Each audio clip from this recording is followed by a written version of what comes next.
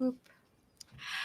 Hey, everybody. Welcome to the show. We are starting, and this is the time that my computer decided to take a giant dump. Yay. Oh, I love technology, don't you? It's been a technology kind of Big fan. Yeah. But anyway, hello and thank you for joining us for session 7 of Pirates of Darkwater, a Cypher system actual play on the Happy Jacks network. To catch up on past episodes, visit happyjacks.org/Pirates of Darkwater, and to find all of the shows on Happy Jacks network, visit happyjacks.org by itself without the slash or the Pirates of Darkwater. I'm just saying. Yarp. Anyway. My name is Vixie Bell, and I will be your friendly neighborhood GM for this wonderful game of Pirates of Darkwater. And I cannot tell this story by myself. I just play the stuff around you and, the villains and things like that. Totally uninteresting. Anyway, these wonderful storytellers will be joining me in telling the story. So I'm asking them to tell us a little bit about themselves and who they're playing. Starting with, drumroll please, the one person with the most main character energy in the room, by design, not is Lloyd. Hi everyone, I'm Lloyd. I'll be playing Ari. I am a princess / pirate seeking the treasures of rule to save the world from inevitable doom. Vixie, you muted. Inevitable what now? Sorry. Inevitable doom. Thank you. I didn't hear the doom bit. And let's moving on to our favorite googly-eyed pirate. Oh, well. You know it's coming. You knew it. No, but everyone's a favorite here. Let's be real. Okay. Yeah, that's also true. I love all of you. You're all my favorites. Specifically, your favorite googly-eyed pirate. Yes. Just like how my mother tells me I'm her favorite middle child. Hello. Courtney, why don't you tell us about yourself? Okay, sure. Hi, I'm Courtney, and I play Osmond, aka Ozzy, the googly-eyed former employee of Bloth, now working for the princess because it means not being in prison. Yay! He's a delightful tiny ball of chaos. And our lovely person in red with their wonderful boat cat, because true to character, we have a cat on the boat. Pooja, you want to tell us a little bit about your character? Hi, I'm Pooja. I don't use pronouns. And I am playing Zer, he, they, who, contract, screwing over your former boss who you hate. All the perks. Save the world. Destroy your father's legacy. The usual. It's fine. We're fine. We're doing great. And then we have the serious, the stoic, the wonderful Komu. Joe, why don't you tell us a little bit about yourself and who you're playing? Hi, everybody. I'm Joe. I will be playing Komu. He is the older, grizzled veteran warrior who needs no weapon, strikes like stone, and flows like water. Woo! And last but not least, the delightful, the beloved Sophie. Sam, why don't you tell us a little bit about yourself and who you're playing? Hello, everyone. I'm Sam Star. I use she, they, and the occasional Fae pronouns. And I get the most bestest honor in the world of playing Sophie Stormborn, they, she, who is a pirate, underground wing fighter, and the captain of this vessel. Woo! And that is our wonderful table, everyone. Once again, I am your friendly neighborhood GM, Vixie Bell. I'll be playing everyone and everything else. And now it's time for the 3-minute TikTok recap of episode 6. So in episode 6, we found ourselves in the wonderful island of Sara, the Isle of Sara, where they were having their fighting tournament. And our lovely pirates found themselves in a dusky room with an unconscious Komu and a little thief by the name of Irina and her hawk knife, which is a type of bird that has razor-sharp feathers. The hawk knife immediately took issue with Sophie, tried to take out Sophie's face multiple times, while everyone else tried to reason with Irina, who happened to be holding not one, but 2 treasures of rule. Komu regained consciousness, and we found out a little bit about what happened to Komu. It turns out he met Koa before everyone else did, and it did not go well. Fortunately for Komu, you managed to survive the encounter and were cleansed of the dark water thanks to one of the treasures of rule. Upon finding both of these treasures of rule and having a heartfelt conversation with Irina, in which you did not turn her into the authorities, you decided that your best course of action was to get onto the Aurora, your ship, and escape.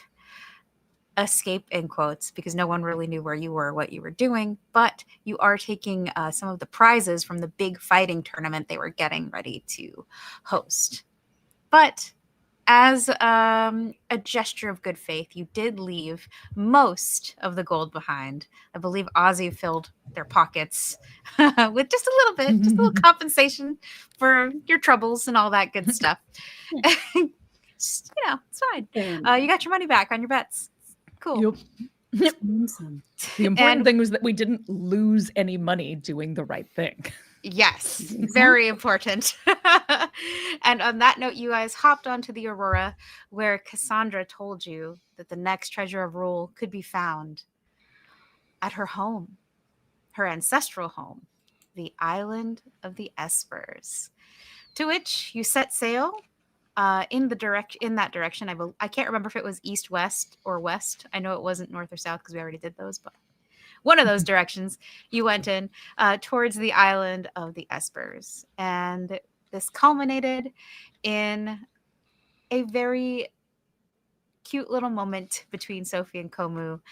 And that is where we currently find ourselves in a makeshift arena that has been constructed. A few hours later, where we left you getting ready to face off for the spar that you've been waiting to have for quite some time. That said, let me get into my notes so I can read descriptions. A makeshift arena has been created on the deck of the Aurora. Komu and Sophie, you are currently facing each other on either side of this arena. Everyone else, their food has been prepared. This is very much an evening event. The daylight has faded. The scent of sea salt fills your salt water, fish, wood, and a light breeze. So fill your nostrils as you sail into the deep, into the open ocean, not the deep. You're not in a submarine. Into the open ocean. The orange glow of torchlight illuminates the arena. And here we find ourselves. Just for a quick look around the room before we get to the main event, Komu and Sophie. Zaire, what are you up to as this face-off takes place? I think I'm sitting there with Dova, my cat companion, curled around me, and we're enjoying a really nice dinner, making some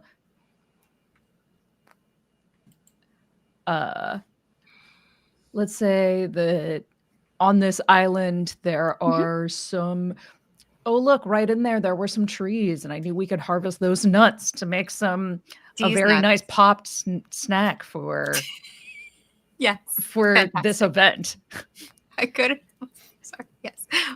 I think this is great. These popped nuts are amazing. These popped nuts.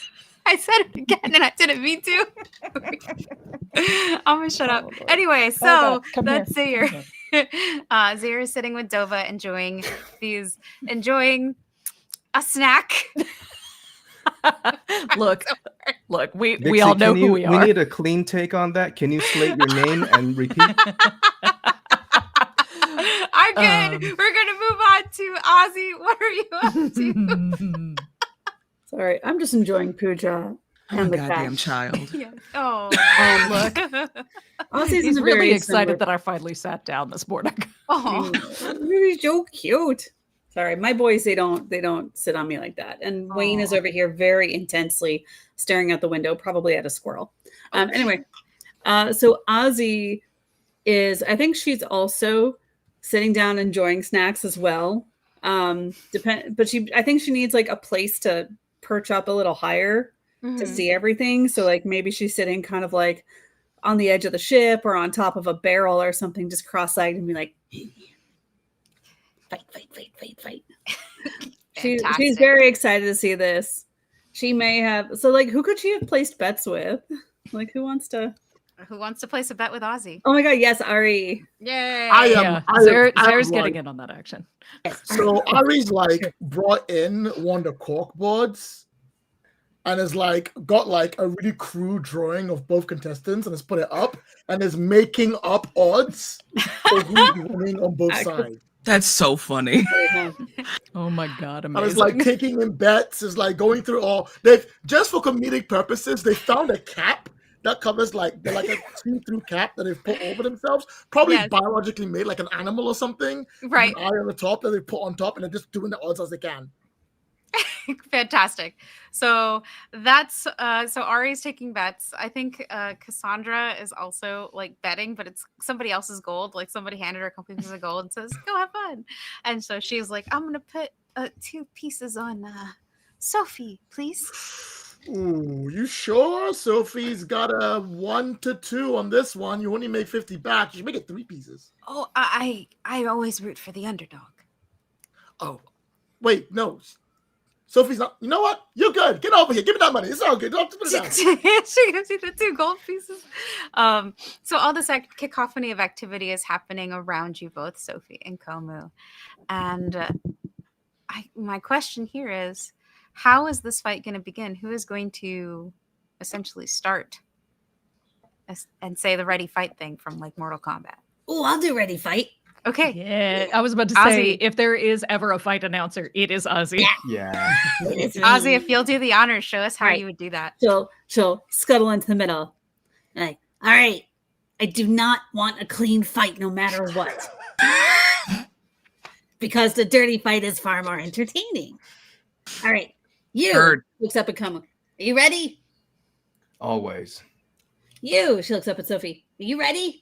Sophie rolls their neck and like rolls their shoulders back a bit and looks at Komu and is like, "Is this really what you want today, sir?"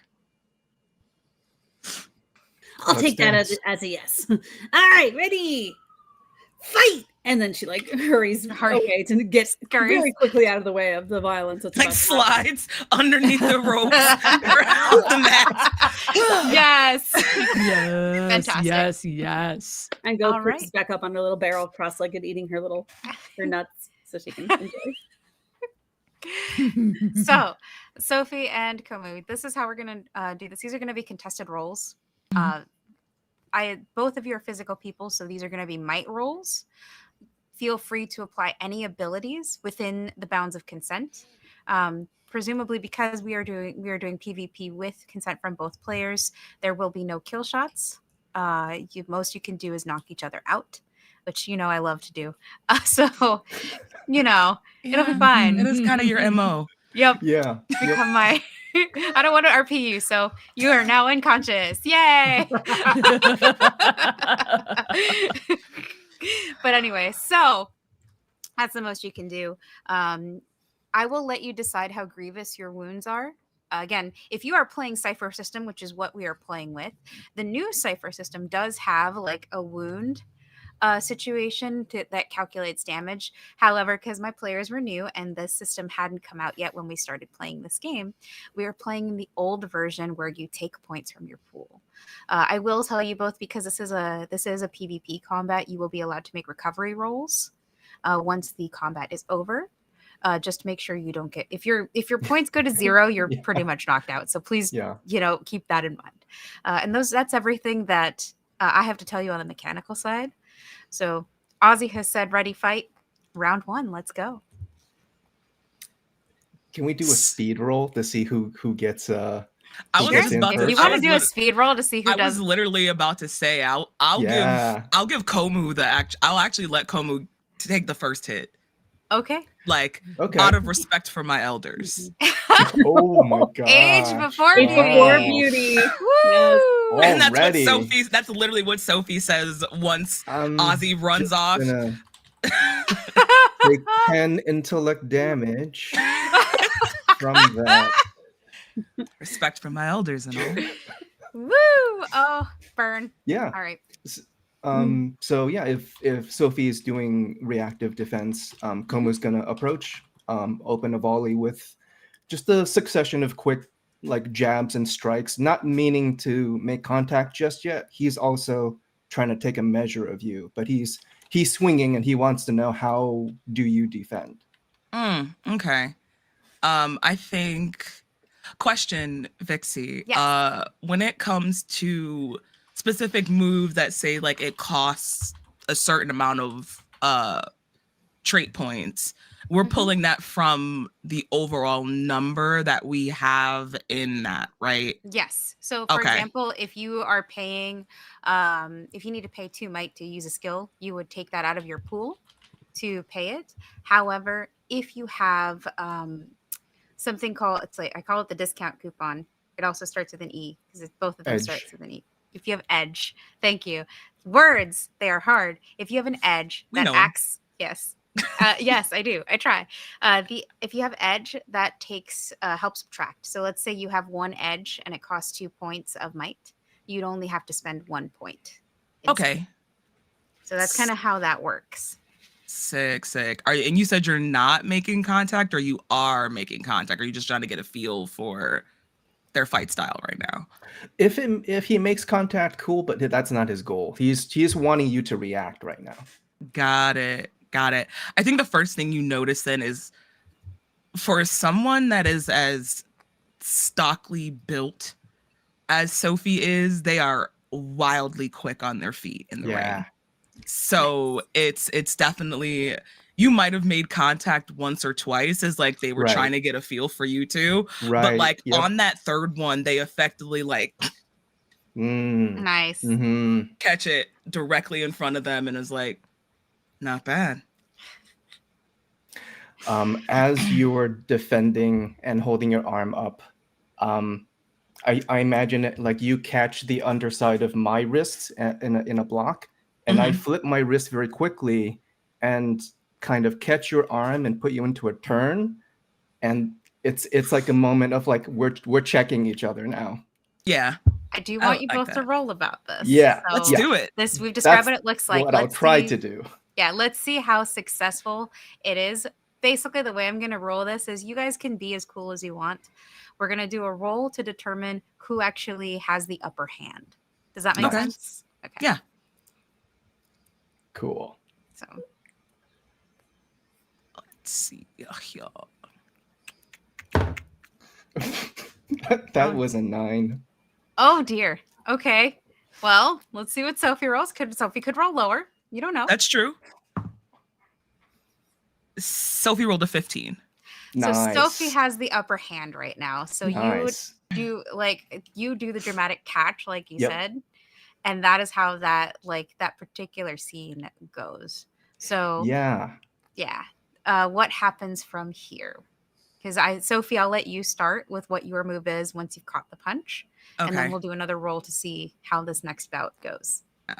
I think Sophie's paid enough attention to Komu throughout this to kind of know a bit of their fighting style already. So when they catch your hand and you like turn them around, they follow and go with Yeah. it. But you don't know when amongst that turn you no longer had control of the situation. Right. And Sophie is the one that has both of your arms now locked in front of you and kind of uses that momentum to like push you back away from her using your own hands and your own speed. Okay. And what's Komo's reaction to that? The storm is strong today. Komu likes this. He likes that. He feels honored that like Sophie's not holding back. Like this is like very, very respectful fighting. Like not holding back on Komu. Yeah. Yeah. Komu like nods in respect. he's gonna shift his approach. You notice that he adopts a different stance, and this stance seems to be more of an up close. It's like a Muay Thai modern boxing, more of a like he's about to like go more hand to hand with you. He's whipping out the Mai Tai. Oh no. Yeah, Yep. let's go, baby. Yep. And he's That's got like great. the triangle defense up with the fists in front of his face. And he's gonna come in. He's gonna try and do a barrage on you. All right. Okay, let's roll about it. Let's see how this goes. Love the fire. I love that Como. you say like he's doing the Muay Thai, but Ozzy's probably over there drinking a Mai Tai instead. Yeah. I was thinking the same Muay Thai thing. and Mai Tais. What the hell is up with me rolling 15s today? Oh geez. I think I have Cassandra like leans over to you while they're fighting Ari and says, "See, I told you. Always root for the underdog." As Sophie gains the upper hand. Yeah. And then what did we roll? So we got a 15 from Sophie. I have a and then- 16. Let's go. Oh, nice. Tell a story. So, Coma, what does it Yeah. look like as you remind Sophie who has the experience here? I want to flavor a little bit. There's a quick flashback. Como, this is early days. He's just been imprisoned. He has to wear No. shackles around his fists. And he learns that he can no longer throw wide punches. So he learns the Wing Chun chain punch, which is like directly in front of him. Oh my And god. that's what he's doing now. He comes in and it looks like he's throwing a hook, but he throws low and then punches up and then follows through with a chain. Just ba, ba, ba, ba, ba, ba. Yeah. Yeah, Wow. Sophie's going to take that and literally be caught by surprise, and those barrage of punches literally hit them directly in the chest. And now like their lip is split a bit, and they just kind of like spit out a mouthful of blood, and it's like, not bad at all, old man, not bad. I was gonna Bring say, on like, the because you storm. took the hit, you do take damage. Yeah. How much damage does Komu do when he hits? So he's his unarmed attacks count as medium weapons, and his attacks are +2 when unarmed. So 6. Okay. 6. So I'll say we're not gonna double up because these were a series of punches. I'm just gonna say you take 6. Yeah, that was Okay. once. Yeah. So and it's physical damage, so it's gonna come out of your might pool. I will say it because you have stated that Sophie is also fast. If you need to pull points from somewhere else, you can pull them from your speed pool. We'll just say that you're relying on your speed when instead of your Yeah. strength if it becomes necessary for you. Because I know we're pulling points, and you also have to spend points to do stuff. Just Right. making Okay. sure Yeah. We- No, I We appreciate deal that. so much damage. We do. We deal so much damage. It's gonna be a short Um, fight. All right, and then as soon as Cassandra says that, you both watch Sophie get the crap punched out of them.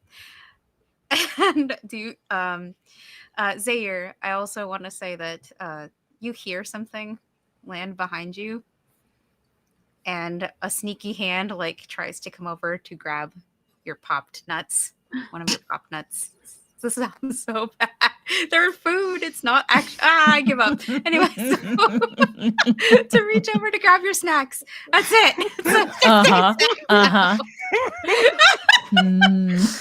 I swear to God, I'm an adult for real. Like a tax-paying adult. That makes one of us. I am a real adult. I swear to God, y'all. I promise. I'm also a real adult according to the government, and I'm still like, According to the government is what really got me. Yes. Like that is as for the government, I am what's considered an adult. But yeah. I have the humor of a 12-year-old boy. I've got nothing for you. Same. Yay! So the hand that reaches over looks very familiar. You recognize it as belonging to Nidler.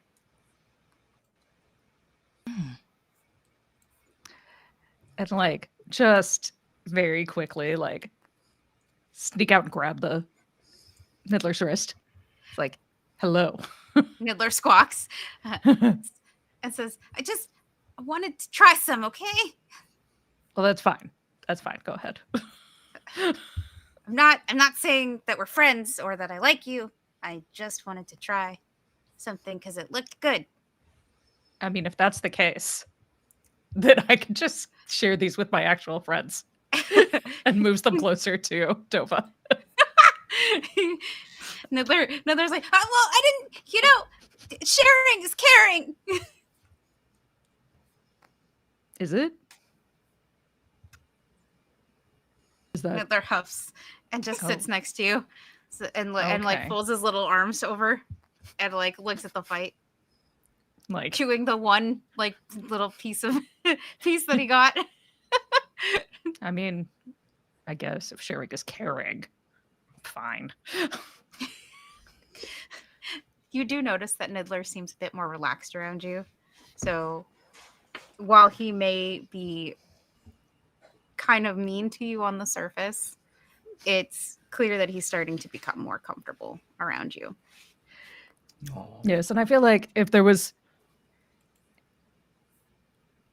as much as like Zare is giving him shit, this is the only way affection could ever be shown. The only affection that Zare has ever known is expectations and giving of shit. Yay! Okay, so and we go back to the fight between Sophie, who has now been bloodied by Komu, and Komu. So, Komu, you have the upper hand, so you're going to start this next segment of fight.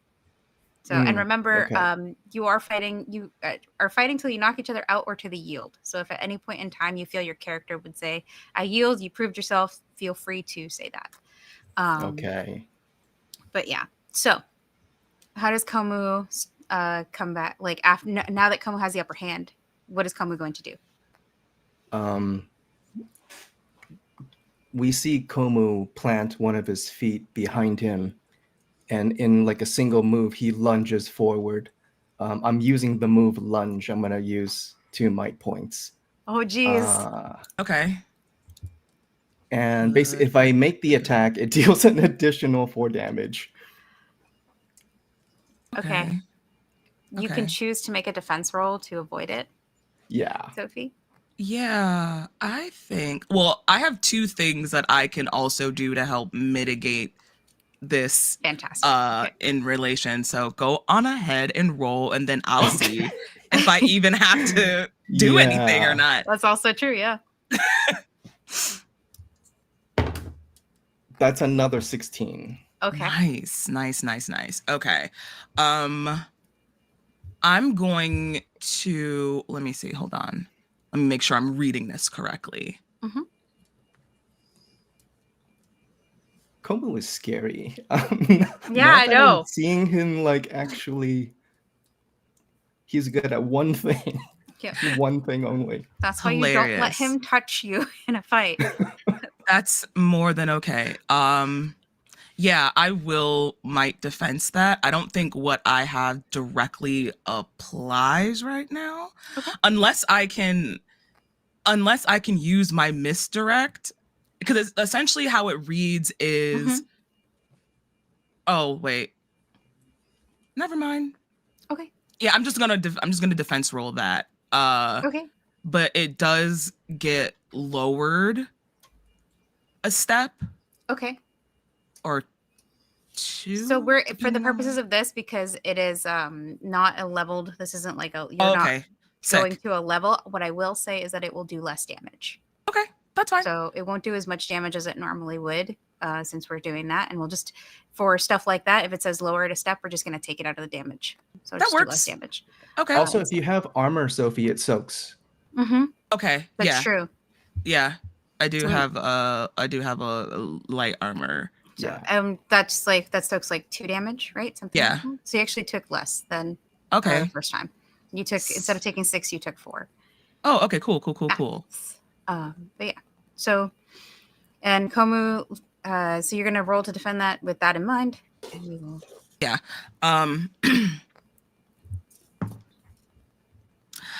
Oh, this is phenomenal. That's a natural 1, so I fucked that up really bad. Oh God. Okay. Many. Okay, so on a natural 1, explain to me how Sophie gets basically gets pounded into by Komu with this move. let's see. I think Sophie was watching Komu, and I don't think that either they had their eyes too much on like where his hands were going, that she did not notice this change in his stance that put a lot more power behind what was coming than she actually thought. So like this next one just decks her. Gets it, right? Pa, Yeah. pa, pa. So how much damage is that going to do, Komu?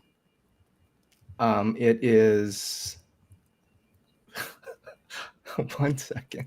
4, Right, 5, you gotta 6, 7, 8, 9, 10. All right, That's and you're insane. so it does 10 points of damage, but we did say we would lower the damage. Yeah. So we're gonna take 2 off of that for the thing that you mentioned. So that's 8. Your armor also soaks some of that damage. So we're gonna lower that from an 8 to a 6. Okay. So you are now taking 6 points of damage instead of the original 10. Because that's Can I still take it out of my might and speed, or does it all have to be out of might? So you're going to take it out of your might. Okay. You have the option to take out of your speed pool for when you attack. Gotcha. So like if something costs you something, you can pull it out of your speed pool. Essentially, you're on the back foot. You're relying on now your speed rather than your power because maybe you don't have enough, power. I still have some. Yeah, I still got some left. I will say, again, this goes until knockout. So, and when I say knockout, I mean if one of your stats pools hits 0, right, you have been knocked out. So, that's okay. Just to keep it quick and clean, because I don't want this to be the whole session. Valid. So, yeah, 100%. A Dragon Ball episode. Yeah, we don't need this to be a Dragon Ball episode. I was there for the Cell Saga, and I hated every second. I hated every bit of it. There was a point where I was just like, dear God, just die already. Yeah. So Sophie is going to, I think that pisses her off. And you see like fury, like when she spits out that next mouthful of blood and like a tooth is loose and comes out in it. She's like, so I'm going to use 3 of my might points, which will lose it, knock it down even more. I'm gonna use 3 of my might points to initiate fury, which will, for the next minute, give me 2 more additional points of damage on every hit that I make. So I think after that, Sophie is pissed. They are furious, and they start doing what they do best. This is no longer measured reactionary fighting. This is pure battle, bar, tavern brawling. It is dirty. It is filthy. None of what she's doing now is fair. It is all fury. Nothing else. I love it. That's awesome. Like, oh, you want the smoke, you got the fire. You got the freaking fire, 100%. Yeah. So Sophie's going to literally just lunge, teeth bared, elbows, like knees. You're getting every hard surface part of her body getting lunged at you in multiple succession. Okay. So Sophie, since you've gone to this place, the angry place, I would like you to roll first in this case, to attack, and then Komu will roll to defend. And while we're waiting for those results, Ari, you are very familiar with this style of fighting from Sophie. So what is your reaction? Oh God. Ozzy? I'm like, maybe that money was well spent. And I'm gonna cover my eyes, I can't watch. It's very much a see no evil and speak no evil moment, because I think Cassandra is like this with her mouth, with her hands over her mouth. Ozzy, what are you doing when you see Sophie just you see the little switch flip? Oh, I think it's that moment of concern because she bet on Sophie too. It's coming. The grin. Now he's gonna get it. Yes. And Zaire, how about you? I feel like there was like this moment where it was like Komu lunges at Sophie, Mm-hmm. and Zare kind of like covers Dova's eyes. Too violent, child. Too violent. Don't witness this. This is rated M for mature. No. Fantastic. Okay. And there we go. Sophie, what did you roll? Natural 20. That is a major effect. So we're going to handle that in a minute. Komu.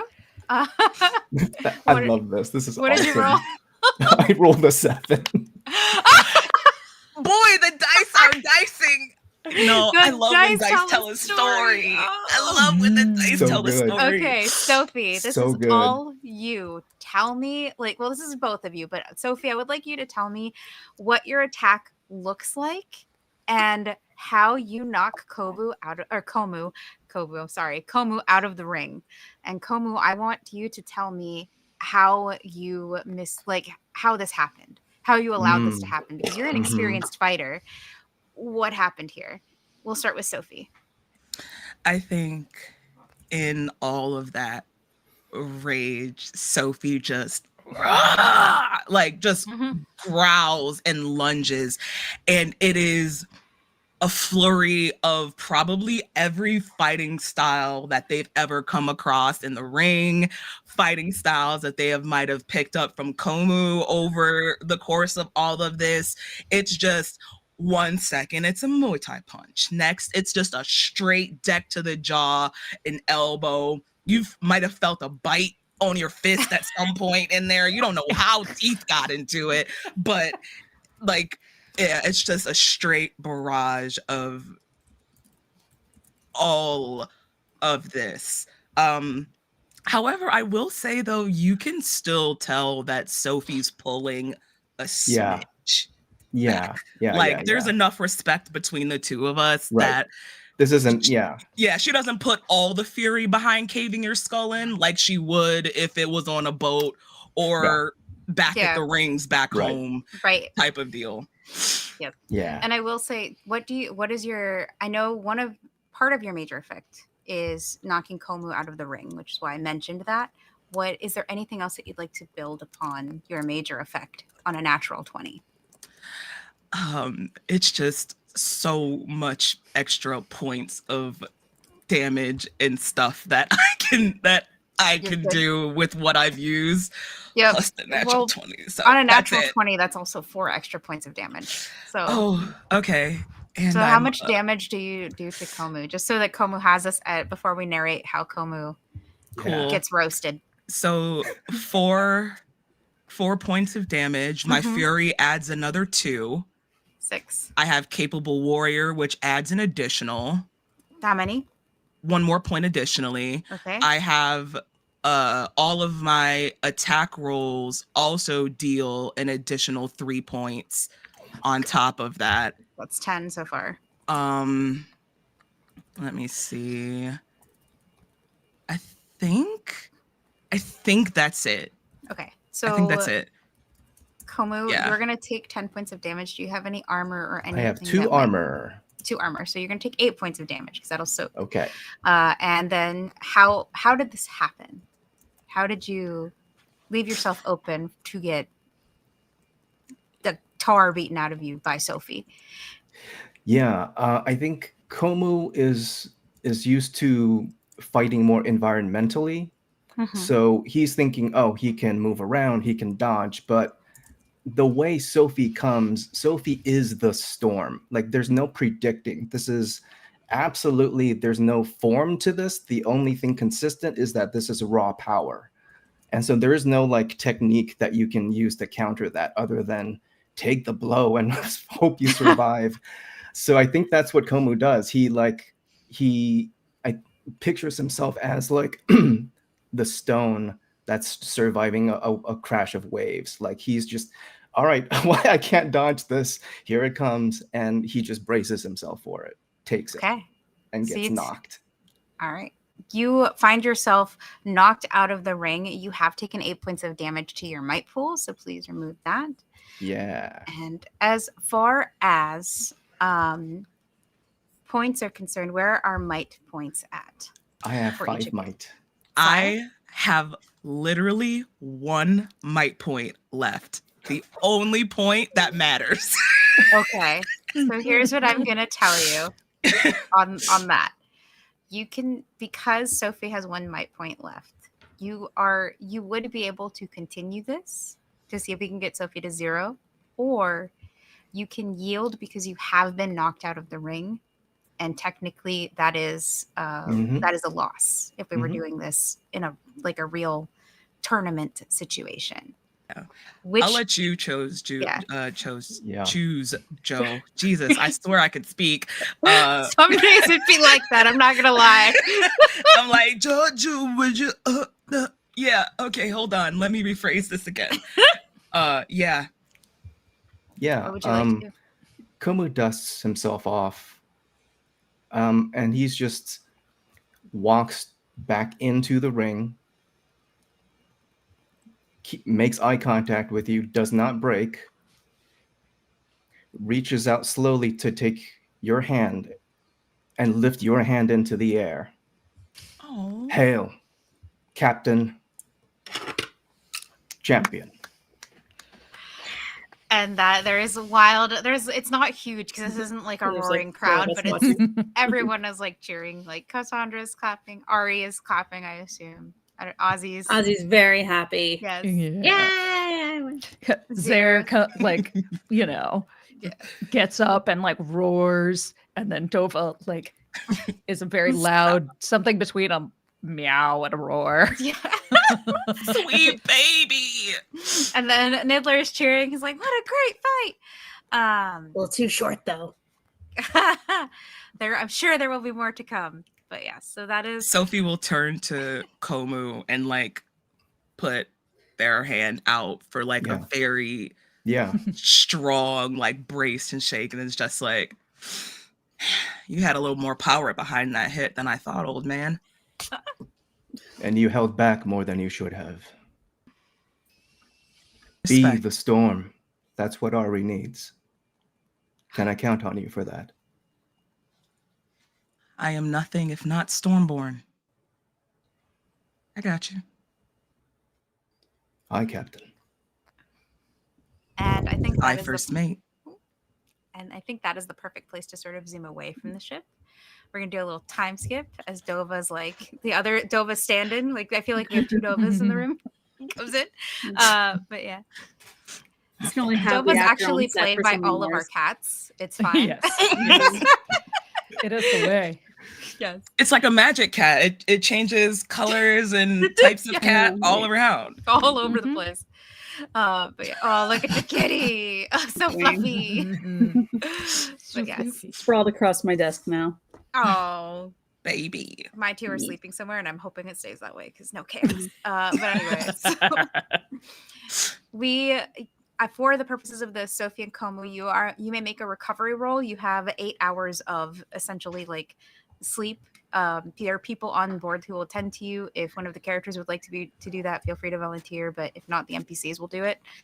And we are going to do a little bit of a time skip to the morning, which does not dawn bright and cheery, but is actually kind of rainy. And Ari, you had something to say. What would you like to do? Can I do something in the night? You can do a lot of things in Here the we night, go. but I'm Here gonna we need go. a little Here it more is. specificity as to what the thing that you wish to do. Like there's so many things that could be done at night. Please be specific. Get your minds out of the gutter. I just would gonna- like to catch Pooja in the night. What? Say that I again. would like to catch Pooja. I'm sorry. I can't say you in the night. Okay. I was like, you know, I'm not gonna lie, Pooja I doing definitely what? heard I definitely heard touch Pooja in the night and was like, Same. I was like, Okay.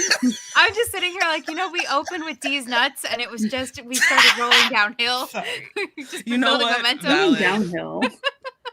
This is uphill. What are you talking about? Oh, it's fair. Okay. So what does Ari want to do? I'm sorry. So, I would like to hopefully see Zaire on the deck when everyone's gonna sleep or when no one's around. Mm-hmm. Yeah, And, absolutely. Yeah. So I will approach them. Try not to approach them from an angle that they won't like be surprised by because I don't get hit. And I'll be like, Zaire, I think it's time we stopped playing games. There are no games here. And it's time both of us got serious about what we want to do. We've been denying it for so long, and I cannot believe I've let it go this long, but it's time I truly confessed. Ari, I know that you are used to people really just falling for you right away. You've got a bubbly personality. You tell everyone you're a princess. But royalty's not really my thing. So while you're saying that, when you start with Ari, I know you were, she'd interrupt you with, please teach me. I don't know how this works. I've tried everything. I don't understand it. I need to learn it, or I can't beat the spooky person currently trying to possess my sister. Oh yeah, we can do that. That would be actually a really good thing. Well, yeah, you've been running around and doing all the wrong things, so it would be great if we could stop doing that. Thank you. I'm glad someone finally agrees. Right. So how does this work?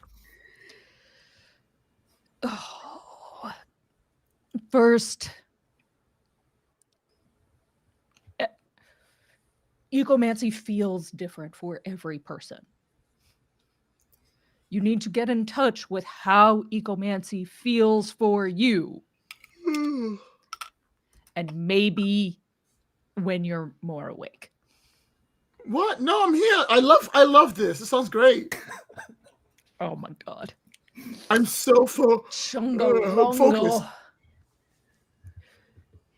We're gonna be great. You just get from behind you, Ari, like a head butts you in the back of the knee. Just not enough to knock you down, but to make you stumble and wake up a little bit. It's like, go to bed. We'll deal with this tomorrow. In the morning, I'll definitely be ready for this. Not really a morning person. Do not come at me in the morning. Okay, so not the morning? Not the morning. After breakfast. Right. Afternoon? After breakfast. After breakfast is technically still morning. Go to bed. Okay, good night. Oh god. And from there the morning dawns, gray and gloomy, not quite stormy, but it is windy. The seas are rough. Sophie, if you are captaining, you are going to have the difficulty of navigation is going to be heightened. It is not it is raining, but it's very much it's more of that drizzle that doesn't quite go away. That's more annoying than it is scary or threatening. So if you are on the upper deck of the ship, you are basically standing in the rain, trying to maneuver, which I think affects Komu, who will be out there doing katas in the morning, and funnily enough, Cassandra, who is standing on the bow of the ship, looking out. Nidler is in the crow's nest, also looking out to the open ocean. And yeah, anyone else who would like to be on deck, that is where you find yourselves in the morning. Would the captain like to join Komu in morning katas? Yeah, sure. The captain still has a split lip and a cut brow from the fight with just weird tape, not the actual little butterfly bandage, the butterfly bandage over their left eyebrow. Did you do it yourself, or did someone help you get patched up the night before? Did someone help me get patched up the night before? Because if not, I did it myself. Because Cassandra would have helped you if no Okay. one else from the crew wanted to, but I wanted to give space to the players if they felt that there could be that they wanted to do it. Appreciate that. I think Zare would. I think Zare would actually help you patch up. Oh, Nice. thanks. This is it. Nice. Like fights amongst pirates crews are pretty common. Mhm. Yeah. So it's like, okay, and this is what's happening now. Di- And I'm going to characterize this butterfly bandage as like a pale piece of seaweed that gets like plastered onto your face. I love that. Actually. Fantastic. Fantastic. Yeah. So you have this seaweed that sort of just kind of makes weird lines across your face. Did you do the same for Komu as well? Yeah, I think so. It's like, Yeah. okay, fight's over. Now is the time for catching up. Okay. We've all made some Fantastic. money and lost some money and had a good time and had some snacks and had our snacks stolen by a monkey bird. Your snack stolen by a monkey bird. I mean, facts, but still, yeah. it's so funny. Let's be real. Yep. I will say, Sophie and Komu, did you guys have a chance to make your recovery rolls, and have you applied that to your sheet? I Yes. did. I'm back up. Yes. Great. Same here. Fantastic. I just wanted to make sure you both had an opportunity to do that. Thank you. You're gonna need it. Sorry, that was out loud. Um, Anyway, Ma'am, Mom, come pick me up. I'm scared. So you are this rainy morning. That is where we find ourselves. The only two people that maybe are the only people that aren't up on decks yet. This is early in the morning, but not so early that it's still dark. It's more like, let's think 7 or 8 a.m. Earth time, if you will, because we're on Mer. We're a whole different world. So what are Ari, Ozzy, and Zaire doing right now? I mean, I can say right away that Zaire is not asleep because Dova won't let them sleep that long. Cats. But like, yeah. But also not, there is no part of Zaire that wants anyone to interact with him until they are fully awake, which takes like 2 to 3 hours after they wake up. So valid for that, honestly. Same. There. Yep. Same. Like anyone who attempts this will feel the brunt of this giant person who is like not even with it in the morning. It is Nope. just all violence. Is anyone cooking? Like, is anyone making breakfast or anything of that nature? Yeah, I'll be making breakfast because I'm making breakfast because once we finish eating, Zaire needs to wake up. And we can't start training until I get breakfast. So I'm making breakfast and be like, breakfast is ready, better come eat. Once breakfast is done, that means the morning is over. Okay. That means the morning is over. So Wow. So Ari's making breakfast with an agenda, apparently.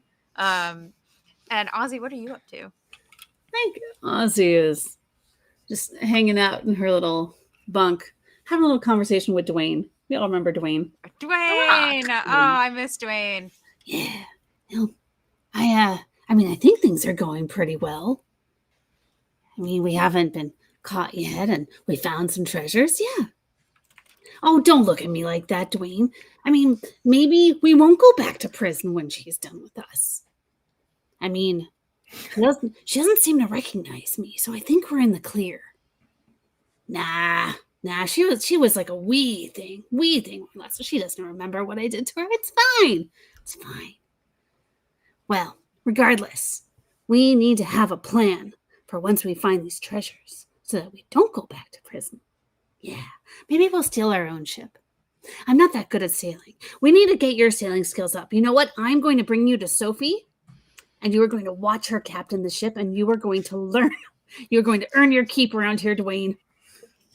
And I love how Courtney cannot finish the sentence. It's too funny, but has to stay in character. I will say this, though. Ozzy's scene did remind me that each of you have something special on your sheet. Mm-hmm. Each of you have someone called a secret ally, which is a person that you can call upon to assist you at any point in time. Some people will do so at a cost. Others may not help you at all. It just depends on the person that you are allied with. So just keep that in mind as we Dwayne's my move ally, along. obviously. Dwayne is clearly the secret ally. It's obviously Dwayne. All Dwayne, all the time. All Dwayne. I also will say this for my ecomancers in the room, ecomantically inclined, however you wish to put it. All of you feel, both of you rather, because there's only two of you. Well, no, because Ozzy has some sensitivity. Yeah. Mhm. So everyone who's eco-sensitive in the room, you all feel it in different ways. My full-blown ecomancers, you hear it as almost like the sound of a huge crowd on the approach. And then Ozzy, you feel it almost as if it's a big wave that's cresting over the horizon. Uh-oh. Sophie, you're on deck, so you actually see this, and same with Komu. The water, the broad expanse of the water, gray because it's reflecting the color of the Marian sky above you, begins to almost become choppier than it was originally with the winds, and then it begins to sort of almost froth and boil as flying fish begin to come out of the water, and the flock of them surround your ship. It almost feels like a migration, but you are surrounded by these creatures. I'm gonna turn all of you into catfish nuggets if you don't get out of my way right now. So they don't speak common. So Oh yeah, no, Sam knows that. Sophie doesn't really care, so that's what's happening. That's their warning. If you can understand it or not, that's on you. Not my problem. I will say this: all of the animals on the ship immediately hide. They Dova looks like in pain for a moment, as if they've heard something really unpleasant, and immediately goes to dive. And even Niddler's covers his ears. He's like, "Oh, it's awful. Oh no, please." And he has his ears covered. And so clearly something is occurring that is beyond your hearing. But yeah, and you can hear them kind of cringe and whimper and cower from whatever is going on.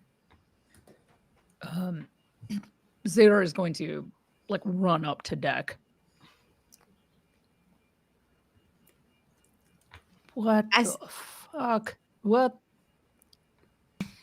Scott Pongo. That noise. What, you hear something? You didn't? I mean, they're just ugly. I don't hear anything. My ecomancers in the room, I am gonna need you to roll something for me. Okay. Because you can hear now that they are upon you, the sound of the crowd that you hear in your mind is reaching a fever pitch. Even Dova's like, "Oh God, save me!" But is reaching a fever pitch to the point where it's almost making it hard for you to hear yourself think. So this is going to be an intellect roll. You are rolling to kind of keep your wits together and not end up overstimulated by all of this noise. So the level of difficulty on this is a 5. If you have anything intellect related that might lower that level, let me know, because you will have to roll a 15 or better. I am going to use... Ozzy, you don't actually hear noise. It just it's more of a feeling for you, which is why it doesn't affect you. Do you still need me to roll? You're welcome to roll, but I will say that for you, the difficulty in resistance is lower.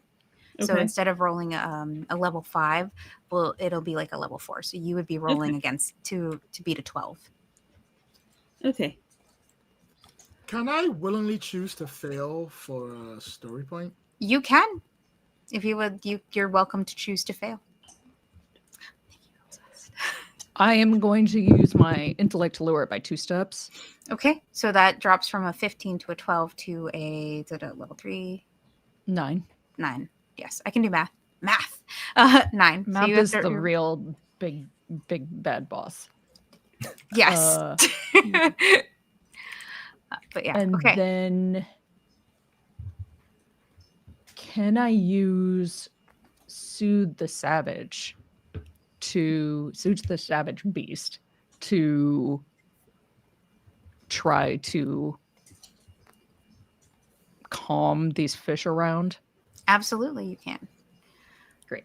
So let's do the rolls to resist first, and then we'll roll for Soothe the Savage Beast. So. Great. I rolled a 17. Okay, so you successfully managed to not be overwhelmed by this high-pitched, angry crowd sound that is currently filling your ears. Ari, you willingly chose to fail, so you are going to be confused. You basically you're confused, and if any intellect rolls that you have will be a level higher difficulty than they would normally, at least for like the next 10 minutes or so, or until, because if the school is cleared, basically. Ozzy, what did you roll? I got a 16. Perfect. So you're also able to effectively resist whatever this is. I will say, since you are below decks, you do hear a thump as a fish hits your window, like your porthole. Think it like it did the thing that birds do when they think like they see the sky reflected in the window, and it's like, oh yeah, oh nope, that ow. So didn't see that. Yep, did not see that. So yeah, Komu, you and Sophie are less affected by like the physical sounds that these fish are making. You can't hear them because you're not sensitive in the same ways that the other members of the crew are. However, you can be affected physically because it is a school. You are surrounded by fish that are essentially pelting the ship like hail. So if you and Sophie want to roll might to try to not get the crap beaten out of you, this is like a level, again, this is going to be like a level 4. So you're rolling to beat a 12 to just kind of not get pelted. You know, it's not going to do a whole lot of damage. They're not actively trying to harm you. It's literally just volume. Would this be a might defense? Yeah, you're defending. Okay, because I'm trained in might defense. Yes, this is might defense, correct. Cool. You're defending against them pelting you. Cool. 15 for me. Okay, perfect. So easy enough for you to not get pelted. I think Sophie had to step away for a second, so we'll get back to Sophie.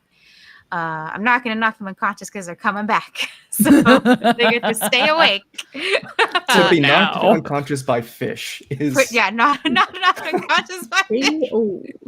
If anything, I imagine Sophie catching one and being like, and like throwing it back into the sea. But yeah.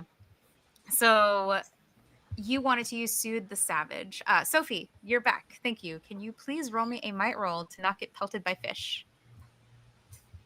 Thank you. On today's episode of Pirates of Dark Water, we make... I'm sure I get pelted. Oh no, what did you roll? I rolled an 8. Oh my god. So you feel it in the back first. You're like, punk. Do I? Punk, punk. Yeah, because they're surrounding the ship. Oh, I'm sorry. That was a joke that was very well timed. Sorry. Sorry, I didn't. I just got out of the gutter. I just got out. Fell back. Dang it. So sorry. Thank you. I needed someone else to acknowledge that.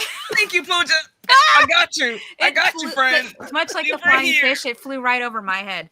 Anyway, so Lloyd looks so tired. Lloyd's like, thank you for joining us here. The show's over. I would like to go home. But yeah. Okay. That's it. So okay. yeah. So I get pelted from the back by fish. Yeah, by fish. One, like, it starts with one, then another, and then another until you're like kind of in the thick of this. Komu has somehow managed to avoid getting hit by fish. And Zaire, you wanted to use Soothe the Savage to kind of dispel this school of fish. So if you'd like to roll for that. And what does Soothe the Savage do for our wonderful audience? You calm a non-human beast within 30 feet. Okay. I must speak to it, although it doesn't need to understand my words, and it must see you. It remains calm for 1 minute or for as long as you focus all your attention on it. Okay, that's fine. Let's go ahead and roll about it. You're trying to convince a school of fish to essentially chill out. Yeah. GTF off me. I do And imagine you be. these are fish. And they're all kind of operating on a hive mind mentality. So I'm going to set this at like a level 4. You have to roll a 12 or better. Okay. And because you are using Soothe the Savage, we'll lower it to a level 3, just out of the off rip, if you will. So it is now a 9 that you have to hit. Okay. Somebody get me a frying pan. Great.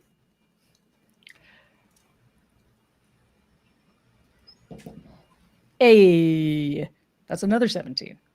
Yeah. Fantastic. What does this look like as you attempt to commune with these fish? I think that there's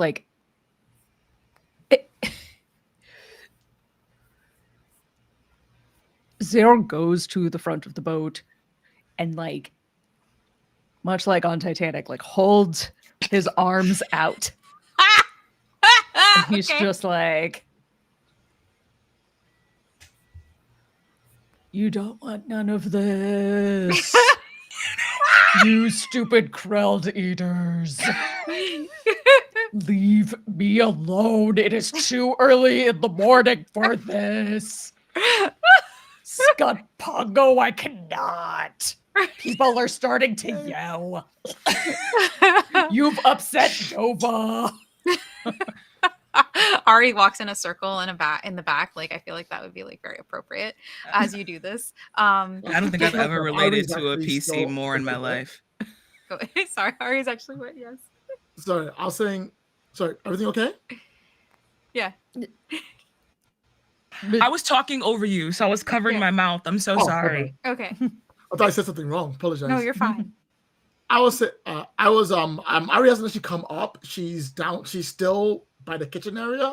Okay. And she's got her head she's under the table and she's holding her ears up like that. Oh, Ari. Okay. Baby. Yeah. She's like, ah! She's screaming while she's down there. Okay. Cool. So Ari's downstairs screaming. It's fine. We're fine. We all like to curl under a table and scream sometimes. True. Yeah. So your plea, your impassioned plea there, is met with a sudden sort of parting of this school of fish as they begin to fall back into the water and chill the F out. So all of these fish begin to drop. Some of them end up on the deck of the ship and are doing the thing that the thing where they hop up and down.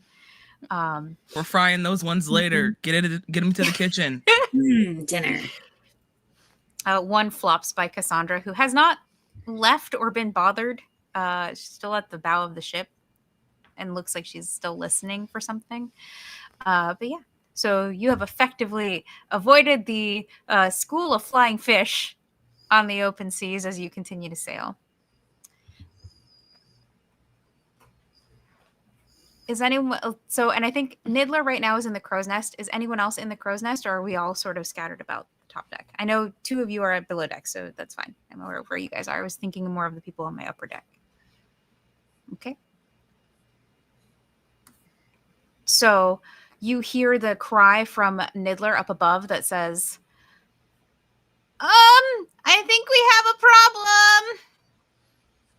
Again? And it's not just fish. What is going on? What's the problem? Nidler swallows as he looks out behind the Aurora and says, that looks like the Octopod Naval Fleet. Excuse me?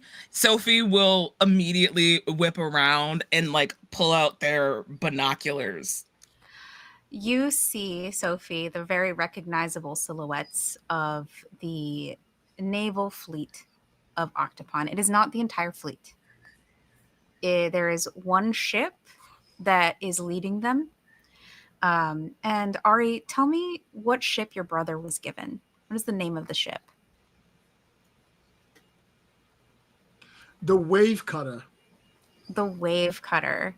One of the faster ships belonging in the Octopon Navy, along with a small contingent of other naval ships that were sent with him. Oh, Chipongo.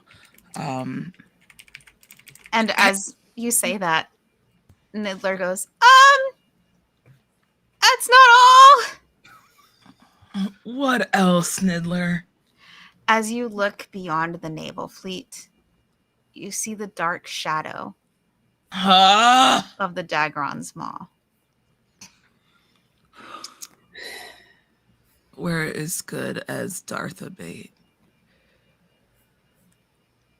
All right. Increase our speed. Get everything stocked up on the deck and ready just in case we need to fight. Go tell Ari underneath. Maybe y'all can put your brains together and do that stuff. Like, go down to the hatch that leads below deck and just yell, like, Ari, get up here, it's lesson time. That wakes her up instantly. Right? Yes. Oh God. Knocks her out of her confusion. Ari, like, comes out of it, realizing the sound has stopped, it's like breathing a little bit heavily, but then hears the call and like stumbles out of the kitchen. Do you Everything all right? What happened? All right, so what we got so far, we have the Octopon Naval Fleet directly behind us, and then directly behind the Naval Fleet is the Dagron's Maw. Yeah. I almost called it Blackheart. Dalton's Maw for whatever reason, and I was like, that's not what it's Timothy called. Dalton's Maw. Whoever, As long as it's not Dawson's Maw. that would be even funnier though. I don't want to wait for the life to be over. Oh no. Oh man. Okay. So we might need some backup. So hope you can learn fast, because that's what's gonna have to happen. Learn Ari. what? Lesson 1, when you're on the sea, is that still water is death. And dark water, but also still water. Okay, sure. And I know you can call the wind. Yeah. Can We you do need to that? go west. And we need to go west fast. Oh, you want me to call the wind to blow us west? Like an actual big wind? Sophie Yes. just turns around and goes up to the the captain's quarters where the wheel is. yeah. The helm. The helm, Thank you. I was trying to. What are words? It's okay. In Astral Circus, Sam keeps putting our boat in park.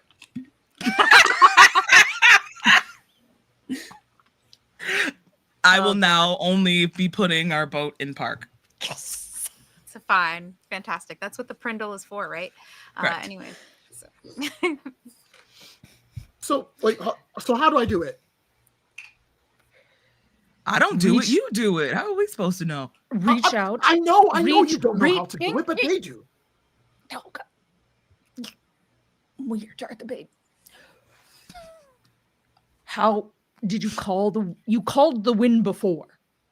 Yes, and it was a big explosion. Everybody saw us. It was really embarrassing. Don't worry about that. You need to focus on the feeling. Connect to the air around us. But what if I fail? Then we do something else. Or we all die. Okay, I need the wheel. Okay. Sophie, I need the wheel. Okay. Sure. Once again, sorry, coming through. Pardon me. Yes, okay, sis. And like you see her reach up, she holds the wheel in her hand, and then she's sitting there. She looks back at them. She's like, "Can I have some space?" Sophie stands where they're standing and crosses their arms over their No, chest. Sophie. The last time I did this, I blew us all onto the floor. I'm trying to keep you safe. Sophie will move to the back behind, to the very back. Sophie, you were the last person maneuvering the ship, so I am going to ask you to roll me a defense roll. Okay. This is physical, so I would like you to roll might. Will do. This is for the ship itself. Okay. And yeah, I forgot. I need to give a level. This is level 5, so 15 or better. And the ship Okay. has like 15 right on the top, baby. you meets it, beats it. So, Ari, as you begin to reach into yourself, you feel the aurora, an overwhelming sense of panic. Something has scared it, and everyone feels it as the ship physically shifts itself to the left on its own. The wheel pulls out of Ari's hands, and as the ship moves to the left, all of you hear the cannons go off. We do that thing on Star Trek where we all just go, lean. Yeah, lean. The cannonballs hit where the aurora was. But you can tell, Ari, this was the aurora. This was a self-preservation move. The aurora is not like necessarily thinking straight. It's just more like, I don't want to be blown to smithereens, please. So you can feel this overwhelming sense of panic. Like it's scared. The aurora itself is frightened. All right, so I'm gonna hold the wheel. Now that I've given some space, I'm gonna lean in and be like, "Hey, Ori, listen. I know it's scary. They're boats. They're gonna shoot at us. It's very terrifying, but you have to trust me. We're very good at what we do. At least I think most of us are. I'm kind of not sure about Ozzy, but we're very good at what they do at the very least. And you just have to believe us. It's gonna be okay. All right. I'm gonna make a big wind, and I want you to just go along with it as fast as you can, and then we'll work it out. I'm not gonna let anything happen to you. I promise. Okay? I hope that's okay. And then I'll like, and in my mind, I relate it to breathing. So I hold on to it. I take a deep breath, and then I power my ectomancy into my own breath. Okay. And as I breathe out, I will summon the winds with my breath to push it along. Okay. So you are trying to use your ecomancy. Is there a special ability that you're using from your sheet to do this? Yes, I have the power of wind in its control and it strengthens. Okay. I actually have a skill which I picked up. Okay, so use it. Ectomancy. And those are the two things I have that I think can help me. I don't have anything else. So that'll drop it from level 4 to level 3. You need to roll a 9 or better to succeed at this task. Fantastic. I will spend some intellect to drop it down by a level. Okay, so that's 2. You need to roll a 6 or better. And then I heard, Pooja, did you want to say something? Oh, I was just saying, can I assist? Yep, you can, and it'll ease it down to a 1, so you have to roll a 3 or better. Actually, hold on. You can, but that already was the 3. So it's a 6 or better. I rolled an 11. All right. So as you blow out, you feel the wind take the aurora you guys almost fly for a minute as the ship moves upward. Ozzy, you physically feel yourself lift up as the ship bumps. Komu, I don't know if you managed to stay on your feet, but you can feel the ship sort of hop skipping on these already choppy waves as this happens. And what was I going to say? I will say that you are able to distance yourself out of the range of the Navy's cannons, which is who was firing at you. However, who has visibility on these ships? Who's kind of watching them? Sophie is. Sophie? Okay. I think, yeah. Komu, you too? Mm-hmm. Mm-hmm. It's very appropriate that it's both of you because you both recognize the figure standing on the bow of the Dagron's maw. Mm.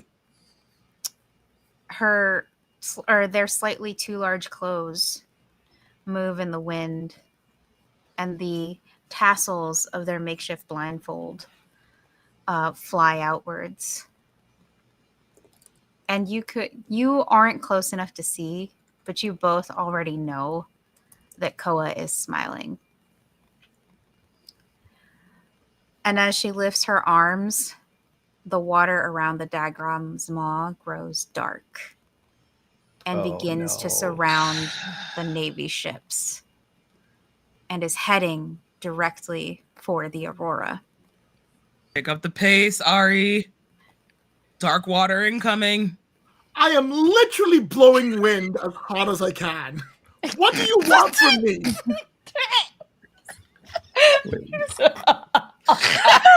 I think we broke Bixie. Let's give her a second. I'm fine. We're doing great. Oh, I'm tracking time, but also I'm laughing so hard. Can I finish this? These nuts, breaking wind, We're here. Today's the day. All right, Ari. So you are blowing wind as hard as you can to try to get the Aurora away from this situation. The good news is that with the arrival of the Dagron's maw, the Navy and the dark water, the Navy is turning their attention to that now ship. Has someone to fight. So they're now engaged. Your brother, however, is still in the wave cutter, and the wave cutter seems to be prioritizing the Aurora. So his ship is still following you. To the best of his ability. He's the Dagron's maw is currently engaged with the naval group, so your sister is waylaid. She will not be able to attack you, but Koa is determined to get at you, and hence the dark water. So your goal here is to outrun the dark water that's coming towards you. It is dark water, and we are in the Dark Dwellers, a place of strength for the Dark Dweller, which is the open ocean. So this difficulty is going to be on the higher side. You're looking at a level 6 to start. That's an 18. Can we use the shield? You can. So I'll scream, Komu! Highness, Get the shield! I bring the shield. I'm like, The dark water is getting closer, and you can see tendrils of it sort of bracing the surface, beginning to reach for the Aurora as you frantically try to move it more quickly along. So I'm like, Sophie, take the wheel. Sophie's right there. Yeah. I'll run at the top. I'll slide down the banister down to the bottom deck, and I'll rush towards Komu to grab the ship as I can. Okay. And then I'm like, oh, please, goodness, please work. And then I'll hold onto the shield with the amulet, and I'll activate it to push away the dark water from us. You don't have to activate it with the amulet. It is. I know, but it looks cooler. Okay. Yes, but rule of cool though, Pixie. I'm gonna use the amulet. But you're making it hard. Okay. It's gonna look cooler. That's all that matters. You know what? Sure. Okay. Because you want to do it so bad. All right. You put the I gotta rip the necklace up. I'm gonna slam it in. I gotta go. Oh! It's very important. I want you to be aware that you are doing you do this thinking that there's some super epic magic thing that's going to happen, and the shield just is. You didn't have to. It starts glowing before you even put the amulet. Right, exactly. To it. It's just okay. Look, it just looks cooler. Okay. It looks great. It looks cool, but like I said, the shield is the shield is already glowing and going. What I will say, this will ease the task. You are still going to roll for the ship, to like for yourself, basically to not get sucked into the dark water. And on a failure, you'll give yourself more time. On a success, you will have successfully repelled the dark water. Because this is dropped by 1, you will need to roll a 15 or better. If she's about to get sucked into the dark water, can I help with something? You can absolutely help Like, with do I something. see this happening? Like, she might get. Well, it's the entire ship Oh, that's it's happening. shit. So you would also be part of the. I cannot help with. Yeah. Well, All I right. mean, we're all about to get sucked into the dark water, so anything that you could do to help would be appreciated. Okay, I'll look at my gadgets, but I can like help one person, but okay. Well, let's all hope Ari rolls high. I mean, I can always just spend points. Yeah, I'm like, I don't know if I got you can distracted spend with my points dice. to ease to continue to ease. Well, Let's intellect see might if or I speed. have anything. Also, I just want you to remind you this is a Saturday morning cartoon show. There is a level of plot armor here, so you know. Thanks. That's it. It's like, thank you for joining us. They've all been sucked into Is the this dark water. British The end. made or American made? It's very important to know before we go in. Just saying. Honestly, valid concern and question. So, Zaire, you wanted to do something? Oh, I was just wondering if I could use my magic training to assist here. You can. You know that the dark water is moving. Is even though it's creeping slowly, like, it can. Once it's released, it can come upon your ship at almost any point in time. It's a bit unpredictable in that manner. So. And so I'm like, as Arya activates the shield, like I go up to Sophie and it's like, we need to like also take evasive maneuvers, like move the ship erratically so he doesn't know where we're going to be. Heard. Okay. And Sophie will literally start like attempting to the best of their ability because this is still a big. I was gonna say this is a ship on water, but is going to try to zigzag formation. Okay. Niddler from the crow's nest goes, I think I'm gonna be sick. Keep it in. Komu's gonna approach Ari for a moment and just kind of lean down towards her and say, one day, far from today, you will be queen of Octopon. But today, right now, you just need to breathe. Breathe with me. That Komu. I will begin breathing to calm myself down along with Komu. I'll take their advice, and I think I'm ready to roll. I will say this. As you enter that sort of like a clearer mental state, you can hear Cassandra's voice in your mind. And as she speaks, she says, don't be afraid, Ari. You were meant for this.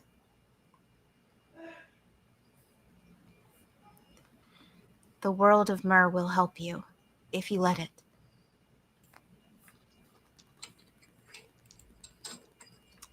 Okay. So it's a 15. Okay. No, I haven't rolled yet. I don't know what the difficulty is. Oh, I thought that's what you rolled. I thought that's what you rolled. Okay. So No, it was not a lucky. level 6. We dropped it down by 1, I believe. Right? Mhm. So that Well, would if drop. both of us are helping, would that Yes, drop it down that's by what I was- 2?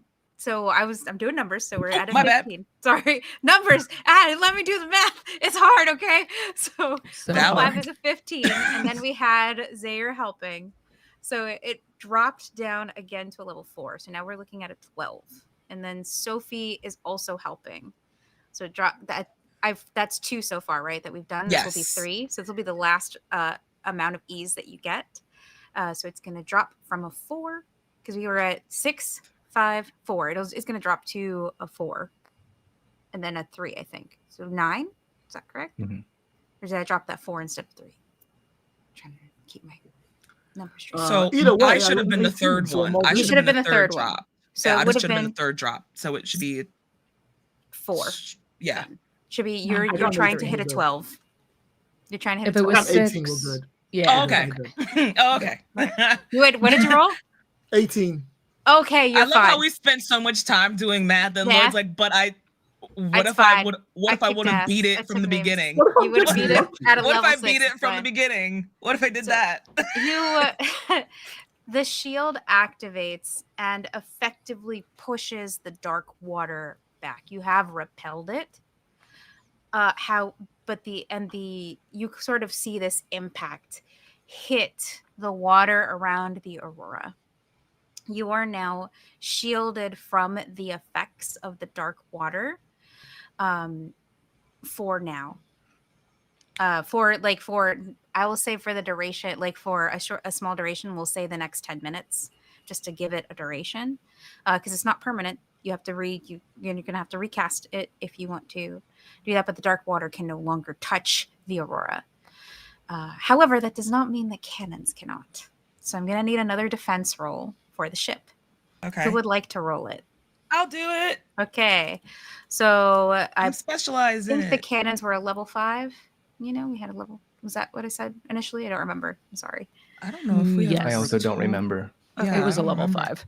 It was Okay. a I level. thought you rolled a- said 3. you- I heard 3. You rolled I a heard 15 that 3. met the 15. Yes. Okay. Yes, Mm. got it. So we're Okay. starting there. The aurora is in evasive maneuver, so I'll allow that to ease. You have to roll a 12 or better. Okay. But yeah, because the wave cutter is still pursuing the aurora, they actually are getting closer. However, they are also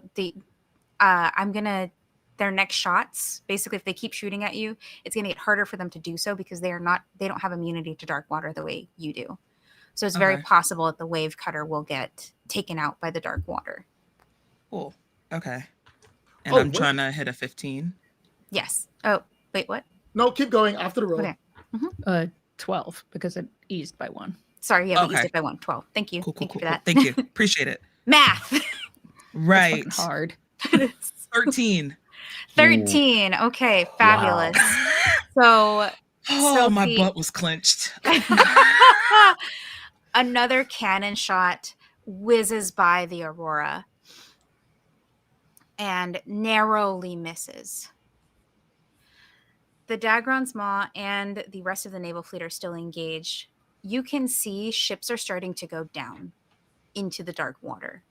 Portions of the naval fleet, they're fighting for their lives here. It is very clear how dangerous and sinister the dark water and the dark dweller actually are.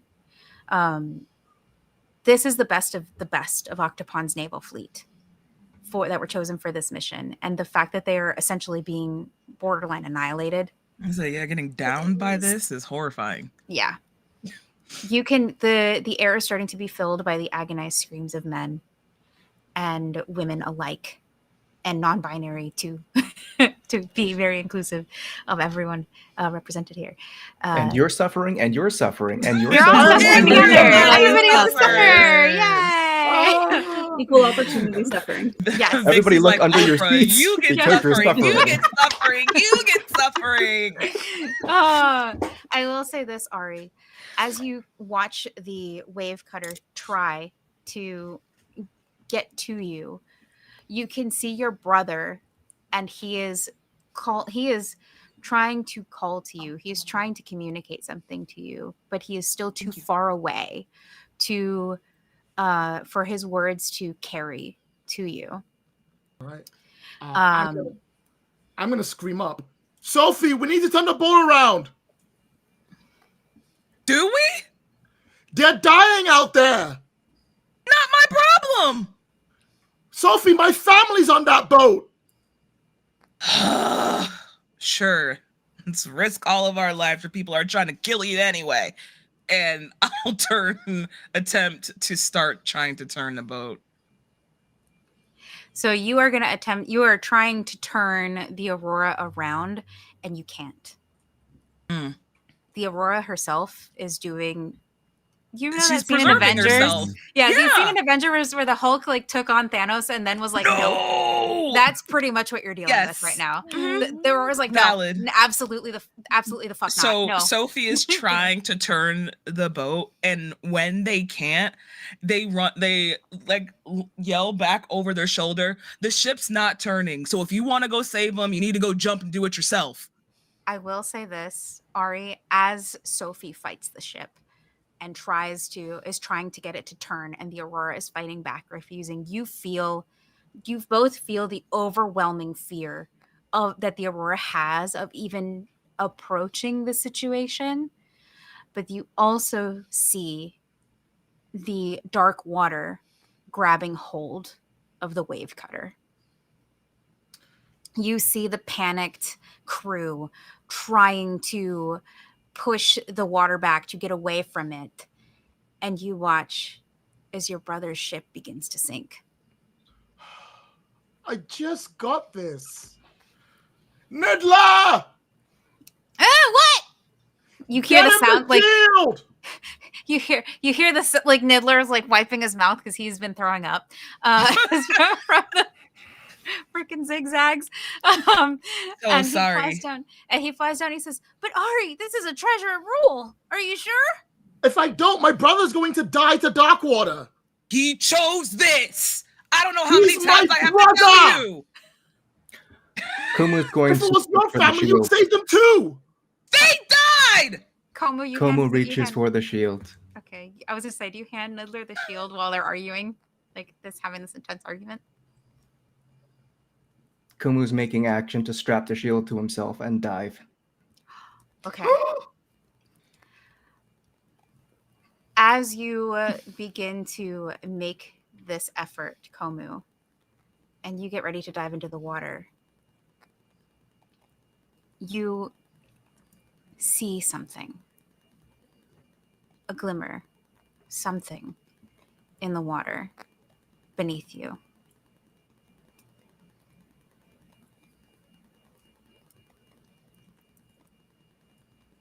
And look deeper.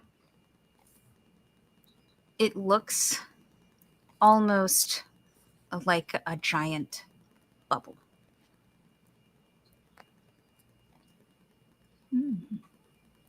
That is rising to the surface.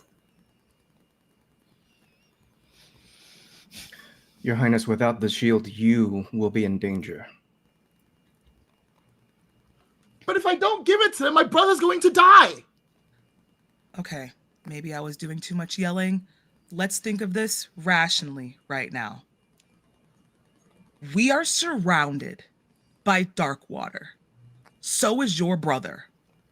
Your brother, regardless of what we want to think or not, made the sound decision of this is the actions that he was going to take. Unfortunately, as adventurers and pirates on the high seas, sometimes we have to make choices not for our own selfish reasons, but for the betterment of every single person that is on this ship together. Right now, your brother is in a tough spot. I understand that. This is scary. This is dark water. This is not forces to just play around with. This ain't wind or rain. This is the real deal. However, I have a responsibility to not just you, but to everybody else on this ship to keep us safe. Every single one of the treasures of rule has the ability to destroy dark water. We can't get them without you. I'll look over at Ozzy because no one else agreeing with me. It's only one. I just need one person to agree with me. So I'll look over at Ozzy for help. No, I mean, Bad Zara idea. is agreeing with you, actually. Zaire is agreeing with you. Oh, Yeah. my There's bad. a I take it great back. Okay, Yeah. thank you. Ozzy agrees with Sophie. It's like, See, yeah. Like normally the characters I play would be like, yes, we must save them, but Ozzy would be like, no, I want to live, thank you. I think We that can destroy the dark water using the treasure, not just save the ship. You can destroy the dark water. That's the point of these. If you're not willing to use them, then give them all up and give yourself up right now. a hand rests slightly on your shoulder, and Cassandra's soft voice joins in and says, Ari, I'm very sorry, but stopping the Dark Dweller and making sure these treasures are used to do that is far more important than what's happening to your brother right now. I hope you can forgive me for asking for help. And as she says that, a bubble surrounds the Aurora. What feels like a soap bubble. And the Aurora itself begins to sink into the sea.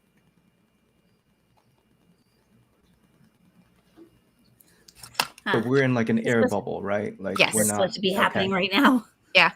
Yep.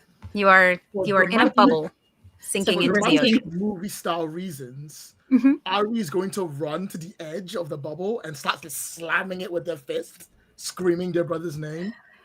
Fantastic. You try to slam on the bubble, and you know how when you hit a harp, like you strum the string on a harp and you feel that vibration? That is what it feels like. Your hits are vibrating through the wall, but aren't necessarily able to penetrate the way you might through a normal bubble. And you watch Kadan's ship at halfway, like kind of that kind of halfway thing where you see the bow sticking up out of the water at this point.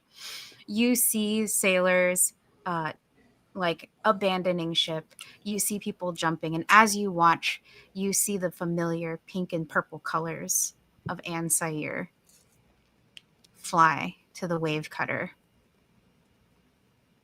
and grab your brother to take him back to the Dagron's maw. And you know your sister. She doesn't have the same intentions that you do. She's just keeping her enemies closer, if you will. And Brother Blackheart has gained another hostage. And that is the last thing you see before the ship sinks below the waves.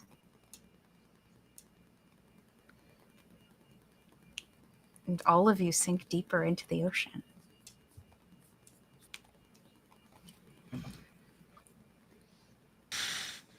Jeez. Okay. You can all breathe. This is like the bubble. It's almost like you're just in a bubble of air. Oh, that'd be That's so just kind of- awkward if we started Yeah. choking. I was like, Grow gills. Good luck. everyone just sitting there like faces turning red. Yep. Ari is on the forward part of the ship. I can't remember what it's called, aft or whatever.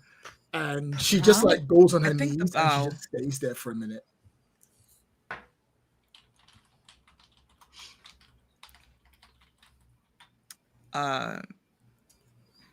Sophie will. I'm assuming that while we're in this bubble, this ship is like on autopilot, right? Like The ship can't really do anything. It's in a bubble. it's just So it's just being going taken. wherever it going needs wherever to. the bubble is taking. Yeah, it. wherever the Cool. bubble is taking you. I will say, Ari, that you do feel a bit of pain from the Aurora. Not intense pain, but it seems like when the cannon narrowly missed it, it did scrape it up a little bit. So your ship will need some level of repair at some point. Cool. Sophie will walk over to Ari, keeping their distance, but is off in Ari's periphery, and goes, I know this is rough. This is... Some people aren't built for this life, and some people, this is all they know. For me, this is all I know. we are sometimes faced with the hardest decisions that we need to make in order to keep right to our mission, ourselves, and the people that we're responsible for. And sometimes the ones that we love get caught up in mess that we don't want them having any dealings or handlings in. Darkwater is a threat. I agree with Sayer. If we don't use these tools to try to defeat it, then we will never get anywhere. My parents' death is in vain, as well as countless others. But at the same time, sometimes, like I said, we have to make decisions that are hard. And I know you care about your brother, you care about your family, and you want them safe. I want them safe too. Which is why protecting you and this mission is the utmost importance. Only you can gather all of these. Only you can use them to stop all of this once and for all. But I need to know that you have your head on straight, or else we're not going to make it far. Can you handle this? There's like a 10-second pause. And then Ari gets up from the knelt pose and she like ties her hair back while she's talking. And she says, I think I'm definitely capable of I'm sorry, let me say again. I am capable of handling this, Captain. When it comes to knowing who to sacrifice, as long as we get the job done, I don't have to worry about the people I care about anymore. Never said don't care or worry. None of those came out of my mouth. What I said was we make hard decisions sometimes. And the people that we care about get caught in those crosshairs. You don't have to worry about me, Captain. I'll get the job done. Okay. And Sophie will turn and walk away, still feeling very uneasy about the situation. Before they go, Mm-hmm. I will, like, as she's walking up and she has the necklace on her neck, you actually see, like, as you're walking away, not before you go, but as you're walking away, you do see Ari grab the necklace and then just take it off. No longer feeling the whole let's go save Dark, go stop Darkwater thing anymore. And she doesn't throw it away, but she puts it in her pocket before she takes a deep breath and she starts walking to her room. As you go to put this compass in your pocket, the gem gleams, not in the way that it normally would when it senses the treasure of rule, but in the way that it might catch that odd sort of dim twilight that permeates deep water. And in that gleam, you, two things happen. Zaire, you feel the dark dweller howl in rage as the aurora and its treasures are once again out of its reach. And you can physically see the dark water rising from the surface where the other ships are as it is being summoned. If you look out to the back of the bubble.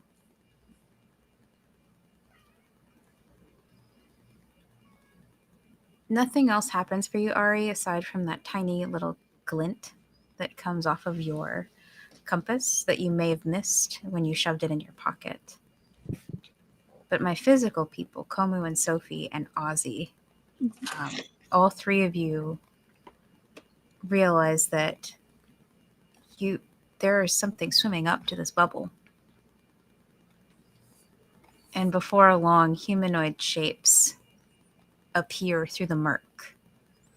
The water's not murky, but through the dark of the water. And you realize that these are mer people. And they begin to surround your bubble. Is Cassandra around? Cassandra is still on deck. She's been watching Ari. She's kind of been afraid to approach or to continue to speak to Ari because she is very sensitive and recognizes that Ari is probably very upset, and especially with her, more than likely. So she's kind of just allowing Ari to feel her feelings before engaging with Ari again. Cassandra, is this your doing? Cassandra folds her hands together and says, yes. It was the only way to keep the treasures safe. There's very little we can do against someone like the Dark Disciples. It was the right choice. I'm afraid you had to make it. Do you know anything about these merfolk? Are they safe? Do we need to be on alert? Her gaze grows distant, and she appears to be listening. Probably to thousands of years' worth of espers in her mind, all linked together by one single telepathic link. And she says, they are safe.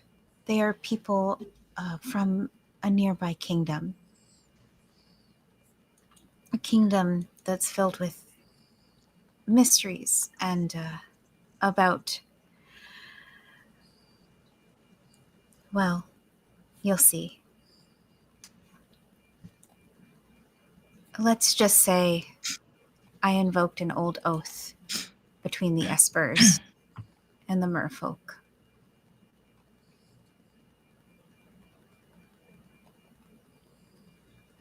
Very well. Zaire, you feel something begin to hum at your side. Just resonating as essentially it feels familiar magic near it, or resonates with familiar magic that is near it.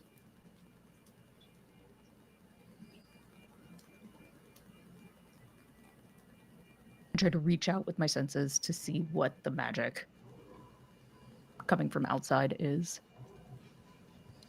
Aside from a sudden burst of life that you feel once you reach out your senses of all of the creatures that are currently living in the oceans of Myrrh, you also feel magic coming off of the merfolk. Specifically, one of them who seems to be armed and gives you the impression that they are perhaps a soldier of some kind.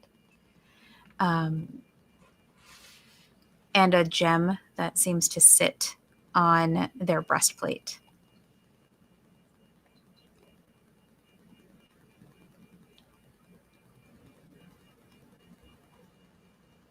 And who else is up on deck with me right now? Aren't we all? Except for Ari, I think. Okay. And I'll turn to the others and just... That warrior there is a very strong magic.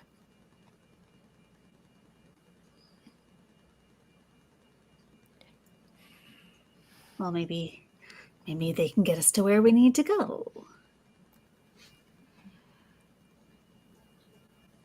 As your bubble continues to float downward, you all see what can logically be discerned as your destination.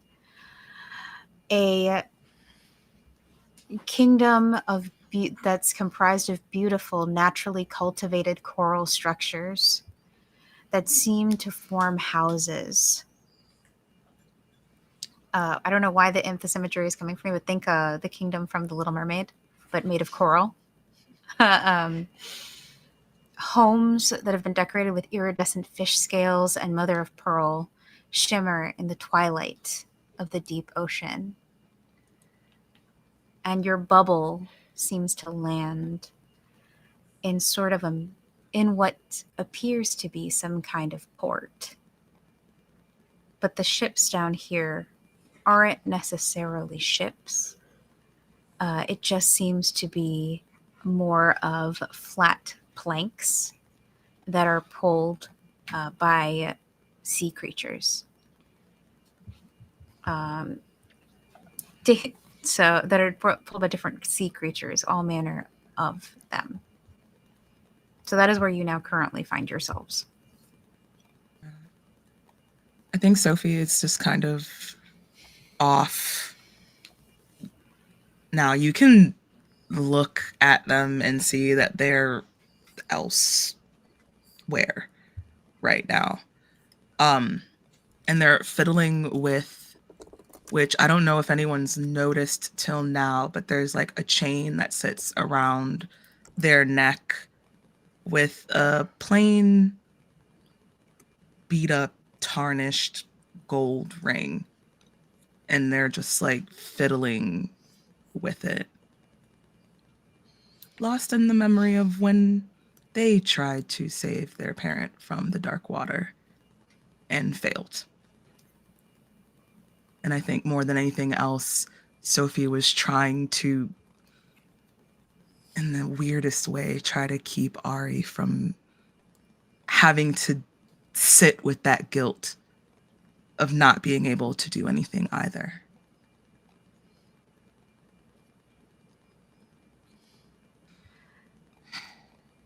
As you sit there with the guilt, the mer people that have joined you and been with you as you came to a stop in this shimmering, glittering place, that the one that you pointed out that was pointed out that has the gem on their breastplate seems to pass through the bubble as easily as if it were a second skin for them. He hops onto the deck, taking a moment to adjust to air rather than water. And you see a slender, male-presenting individual that actually looks remarkably like Koa, but without the markings of a dark disciple. He stands there and looks at you all and says, "I am looking for the Princess of Octopon. Is she on this vessel?" Who asks? I am General Malleus of the Kingdom of Voltameri. Do we know that name at all? Nope. What do you want with her? My queen wishes to speak with the chosen of Myr.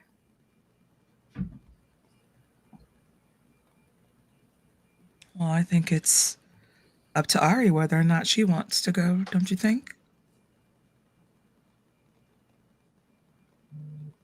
Of course.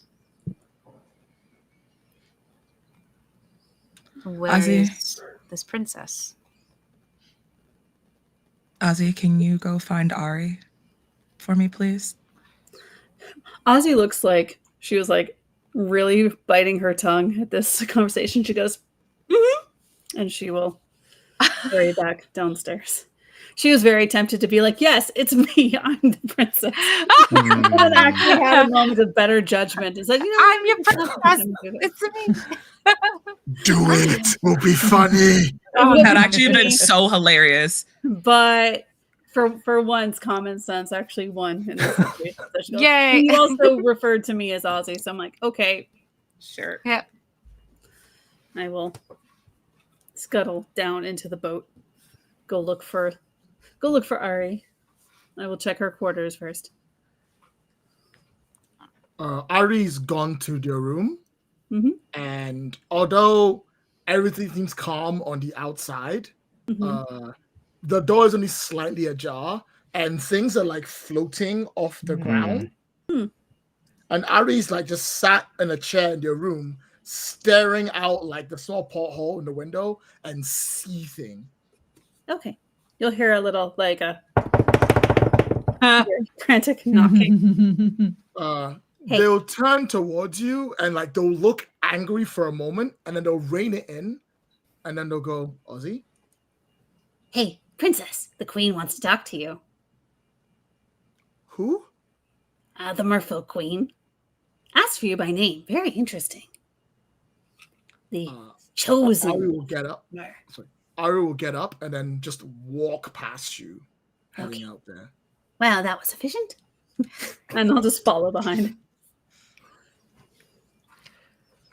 And you see Ari, this general, who is very clearly a merfolk, when you come up on deck.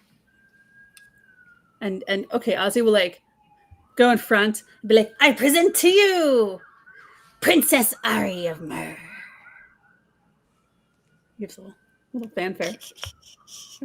Jazz hands. Jazz fingers. Finger fingers.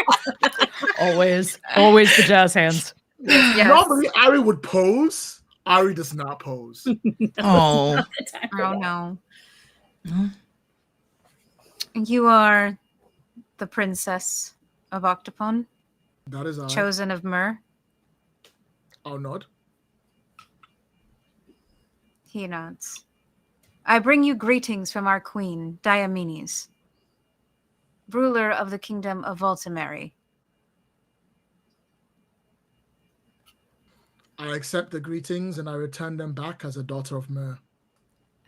Your Highness, we have honored our oath to help you in a time of great need. I look very, very, very slowly. I turn to look at Cassandra. And then I look back because I know I will say some shit. And I hold it back and I'll go, I consider your oath commended and I thank you for the help you provided us. We are so grateful for all you've done. There is more to our oath than assisting you in a time of need, Your Highness. And if it's all the same to you, please be quick about it. He takes a deep breath and seems a little off-put by the way in which they are being treated. And says, Your Highness, do you not wish to know about the treasures of Mer? We're here to find them and rid the world of Darkwater forever. I just saw my brother be taken by Darkwater. If it's all the same to you, I would like to hurry this along. I have no time for niceties or any form of flattery or royalty talk or any of that. Just tell us where they are. It is not to do with the location of those treasures, Your Highness. That is for you to discover because you are the chosen of Mer. Our kingdom holds the knowledge of the treasures, of the people who made them.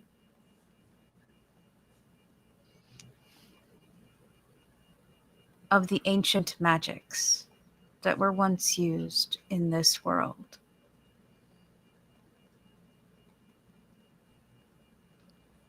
Ari has a moment where you see a little bit of a twinkle in the right of her eye. And then she remembers why she's here. And she goes, then take us to them, please. Very well. And he motions to one of the mer people behind him, who comes forward and offers each of you what looks like a little creature, but instead of the wild versions of this where you would put them on your face and you would each take 2 damage, from breathing underwater. It would allow you to breathe underwater, but at a cost. These are seem more domesticated. They're more docile and less likely to attack you. And as they are very carefully placed on each of your faces, this creature will allow you to breathe underwater for an unlimited amount of time. So basically, it's acting as like a scuba suit. Or scuba tank, rather. I would like, because we need to show the audience Ari is serious right now. Yes. Ari is going to refuse that and then just create an air bubble for herself. You can tell that this kingdom is very hierarchical in nature because they offer this to you, but upon not being given consent to put it on you, they immediately withdraw and allow you and are accepting of you to use an alternate method. But you seem to be given incredible deference as a princess of Octopon and as a ruler, because this is their first impression of you. They don't know the other version of Ari that everyone else does. So for them, they're like, oh, she's just kind of like this. And everyone else, all of you can now breathe underwater as well. And Malaya says, if you'll follow me, please. We will make our way to the palace of Ultimary. We call it the Coral Gardens. And he moves through the bubble, but before moving fully through, he extends his hand. You'll need my help to move through this.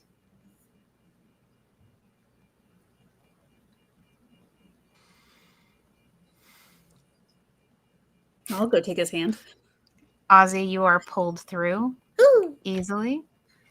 And you sort of, because you're in water as opposed to air now, you immediately float upwards. She's like just kind of struggling to kind of maintain control. Just sort of start cartwheeling.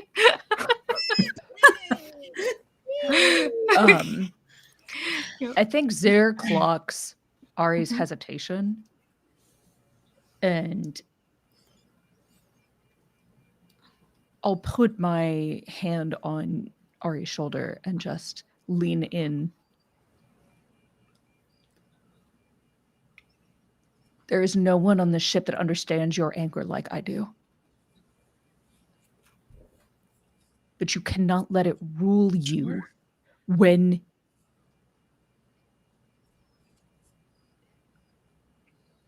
that anger can be a powerful tool. Control it.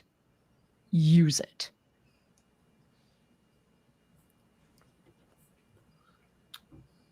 And with that, can I have Ari step out of the bubble without assistance? You won't be able to, unfortunately. Oh, damn, I can't. Because of the spell. This is I was like, I'm going to break this spell and walk through. I go, fuck. All right, I'll walk through the person in hand. Because if you could have broken the bubble, you would have done it to save your brother. True. So, but yeah, you are very politely, like this is very much professional and polite par for the course. I am helping you dismount the carriage. You again treated with great deference as you are guided out of the bubble and into the ocean proper, able to breathe because you have your air bubble on, and so on and so forth. And this process is repeated with everyone. If you guys would like to narrate that, that's fine. I'm happy to do that. I just didn't know if we wanted to do that the whole time. So, but yeah. And as you are all guided out of the bubble, you find that you can also speak fairly easily as well. It's not inhibitive for you to speak words and have conversation. It doesn't sound like it's coming through water either, which is another benefit of this little slightly magical creature. And it is the same with Malaeus's voice. It doesn't sound garbled or weird the way that sound sometimes does when you're listening to it through water. And he says, this way to the Coral Gardens and the Her Majesty Queen Diomedes. She is eager to meet you. And as you all leave, you realize, because Niddler has been outfitted with one of these as well, but who was the last one to debark of you? Sophie, you hear it. They approach the Esper in your group, Cassandra, with a different attitude entirely. One of the Mer soldiers says, Esper, you know the rules. And Cassandra nods. I do. And you watch as she is also equipped with one of these, but a great gold.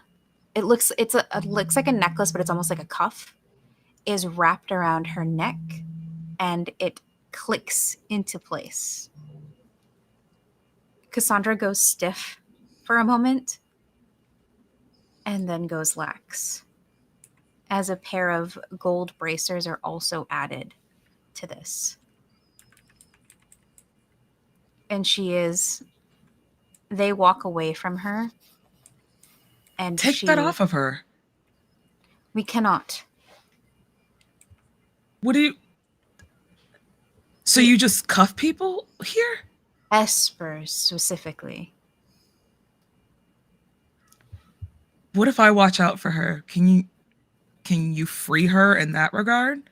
The magic of Espers cannot touch Voltmeri. The knowledge that we keep is sacred, and Espers may not record it. This is the agreement that we have reached with them. To allow one Esper in with connection to all the rest is to divulge our secrets to all the world. All right, whatever. So I think it's kind of messed up, but I got it, I guess. Cassandra looks at you and says, this is the agreement.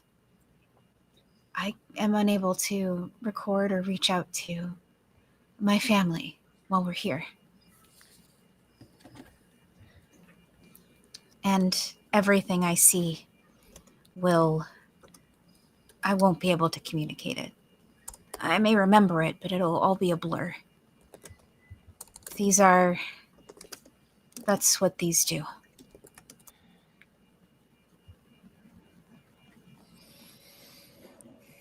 Sophie's not gonna fight it. Good thing Komu didn't see that. Yeah, Koma would have been ready to fight. Yeah, I'm like, Sophie looks so disgusted, like genuinely disgusted, but knows that this is more than likely not a fair fight, and she's very outnumbered and in a new place. And also they really want to talk to Ari, so and Ari's already on 10, so I will not stir up anymore. Yep. But I am making note of that. I think even me and well, I don't know if Komu actually like has seen it or not. Has not seen it because He has Koma not would have seen lost it. Koma would have been like, no.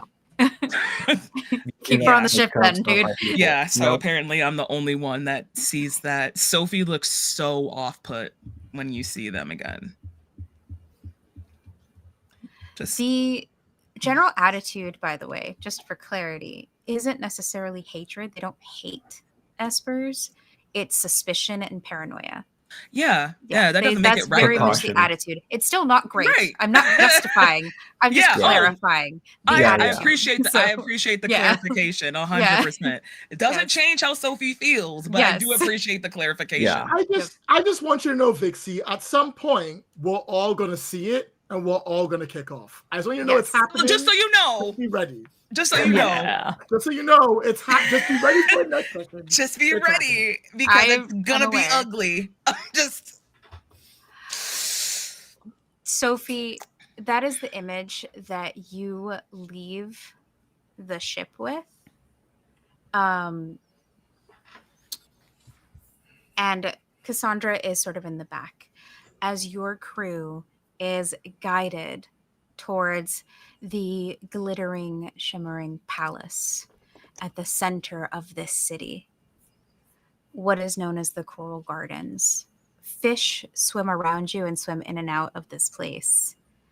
And we follow all of you as you are sort of swim-led, because there's no gravity here, or gravity is significantly lessened because you're in water. And we're just going to ignore water pressure here because different world. Mer, you're not imploding today. So, I don't want to implode. no, please. That would be awful. This is not a horror game, actually. So it's an Might be adventure kind of game. cool to see a human accordion. I don't know. Maybe another game. But anyway, all of you make your way towards the court of Queen Diomedes.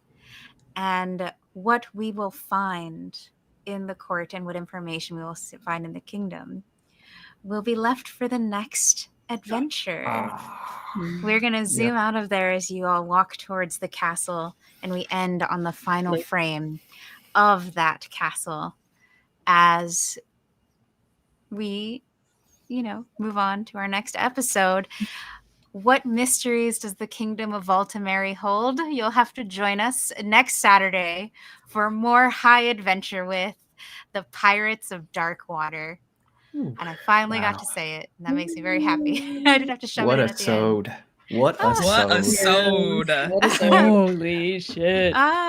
Yes. Thank you so much for joining us today at the Happy Jacks RPG Network. I'd like to thank the chat mods for their hard work. And as always, thank you to our amazing Patreons who keep us ad-free and independent. I would love to say that I can take credit for telling this incredible story, but I cannot, because I do not tell these stories by myself. My incredible table is also responsible for this fabulous tale. And let's go around once again, starting with my favorite person in red, Pooja.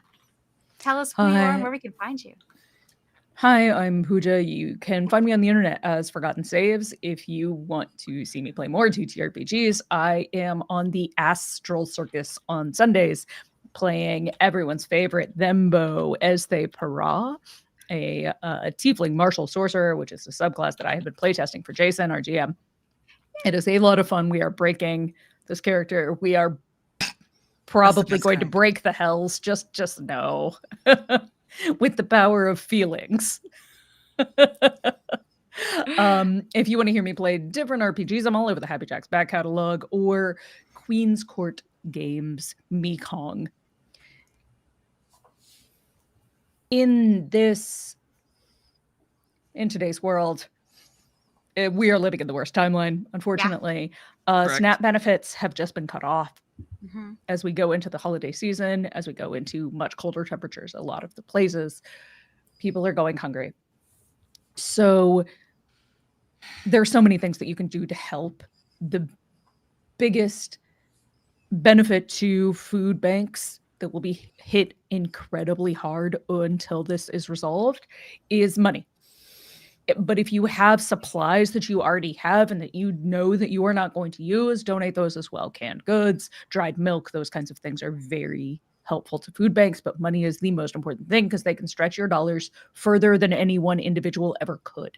There are also other funds being set up around the country to support people buying their own groceries. Please look some of those up. Your city's name or your area's name with like SNAP fund, those kinds of keywords. There's also Happy Jacks owns Sam, whose author name is Sylvie Hellstaff, is a part of a group of authors and artists who are donating. If you donate to your local food bank, send in, like a copy of the donation receipt, you can get their books for free. You can get art for free. There's a lot of different stuff. Like there are a lot of different incentives. So if you don't have money right now, if you don't have extra goods, but if you do have time, they're also going to be hit hard and need volunteers. Barring any of that, because we do live in a capitalist hellscape and we are all in it right now, spread the word. Share different funds. Share different people's efforts. that goes a long way as well. So take care of each other. Only we can.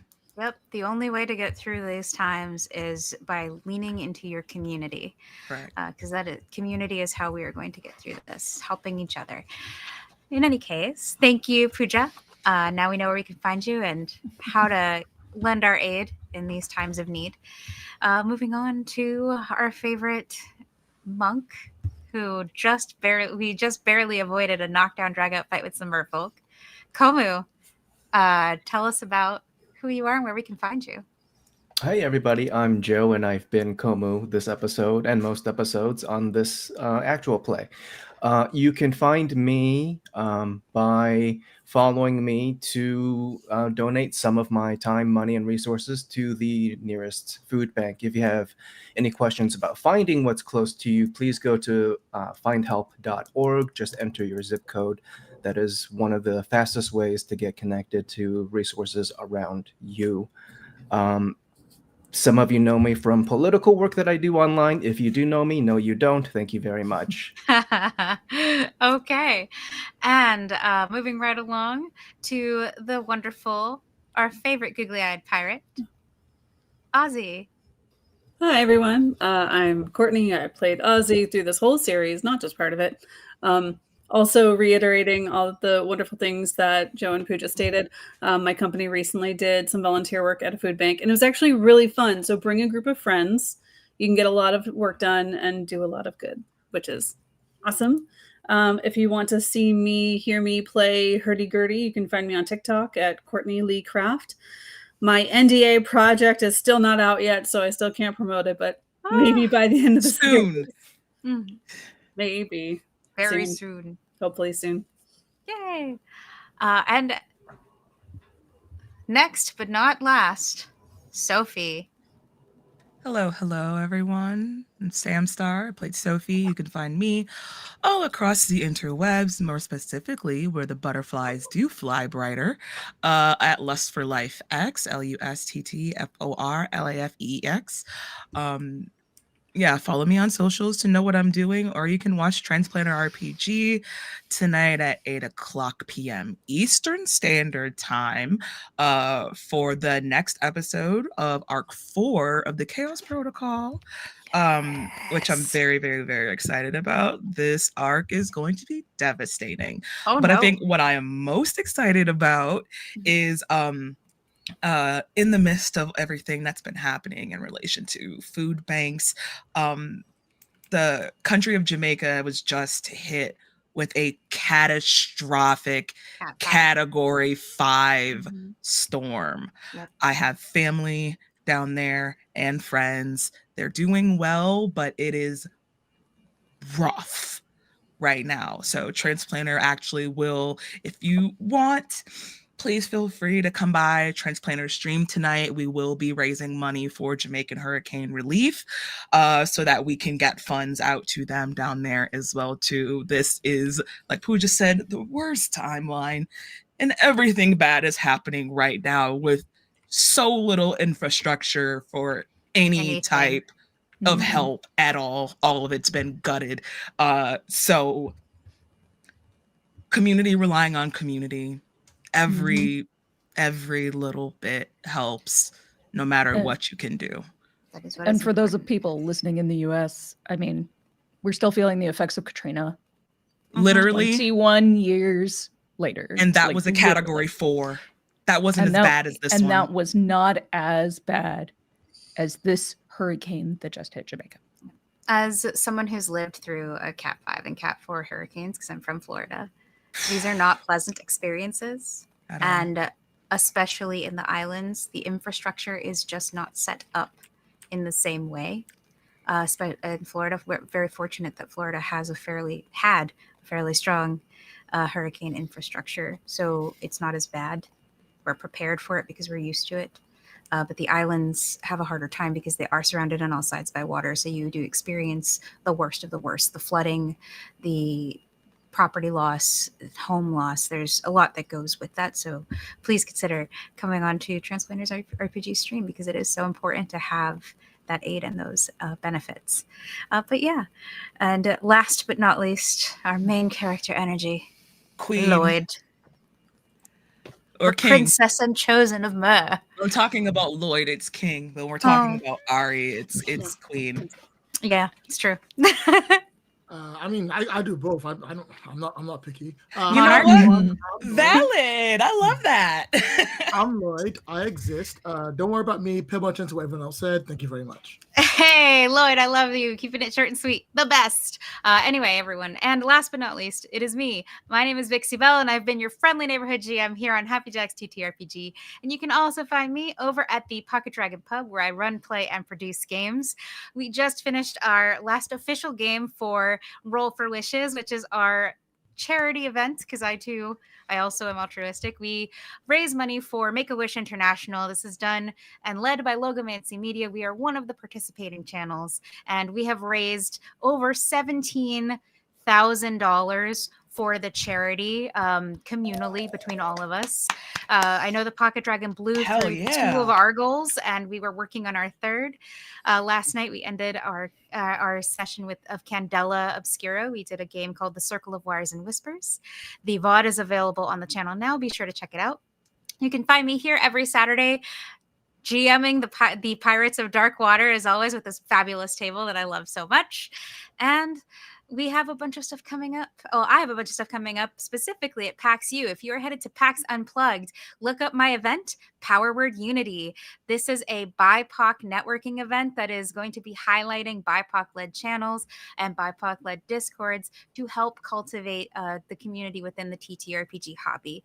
We need to stick together. And again, the only way we're going to get through these troubling times is with community. And part of that is coming together, sticking together, and lifting each other up as well as ourselves. And also taking definitive action, because when you say you're going to support our streams, I expect you to do that. Anyway, not that I'm bitter or have a bug up my butt about that or anything, But yeah, please support all the wonderful work that we are doing in the space. We are raising money for people in need. We are doing a lot to make the world a better place. I hope that you leave, here at least thinking about making the world a better place, and that you continue to do that in your everyday. Thank you so much for joining us. There's a bunch of other stuff I got to say for Happy Jacks, or Kimmy will find me. And so thank you so much for joining us. I'd like to thank, again, I'd like to thank our chat mods for their hard work. And as always, thank you to our amazing Patreons who keep us ad-free and independent. Join us Saturdays at 12 p.m. EST, 9 a.m. PST for our next session. And if you want to catch up on past episodes, visit happyjacks.org/Pirates of Dark Water. And if you want to find all of the other APs on the Happy Jacks network, just visit happyjacks.org without the /Pirates of Dark Water part.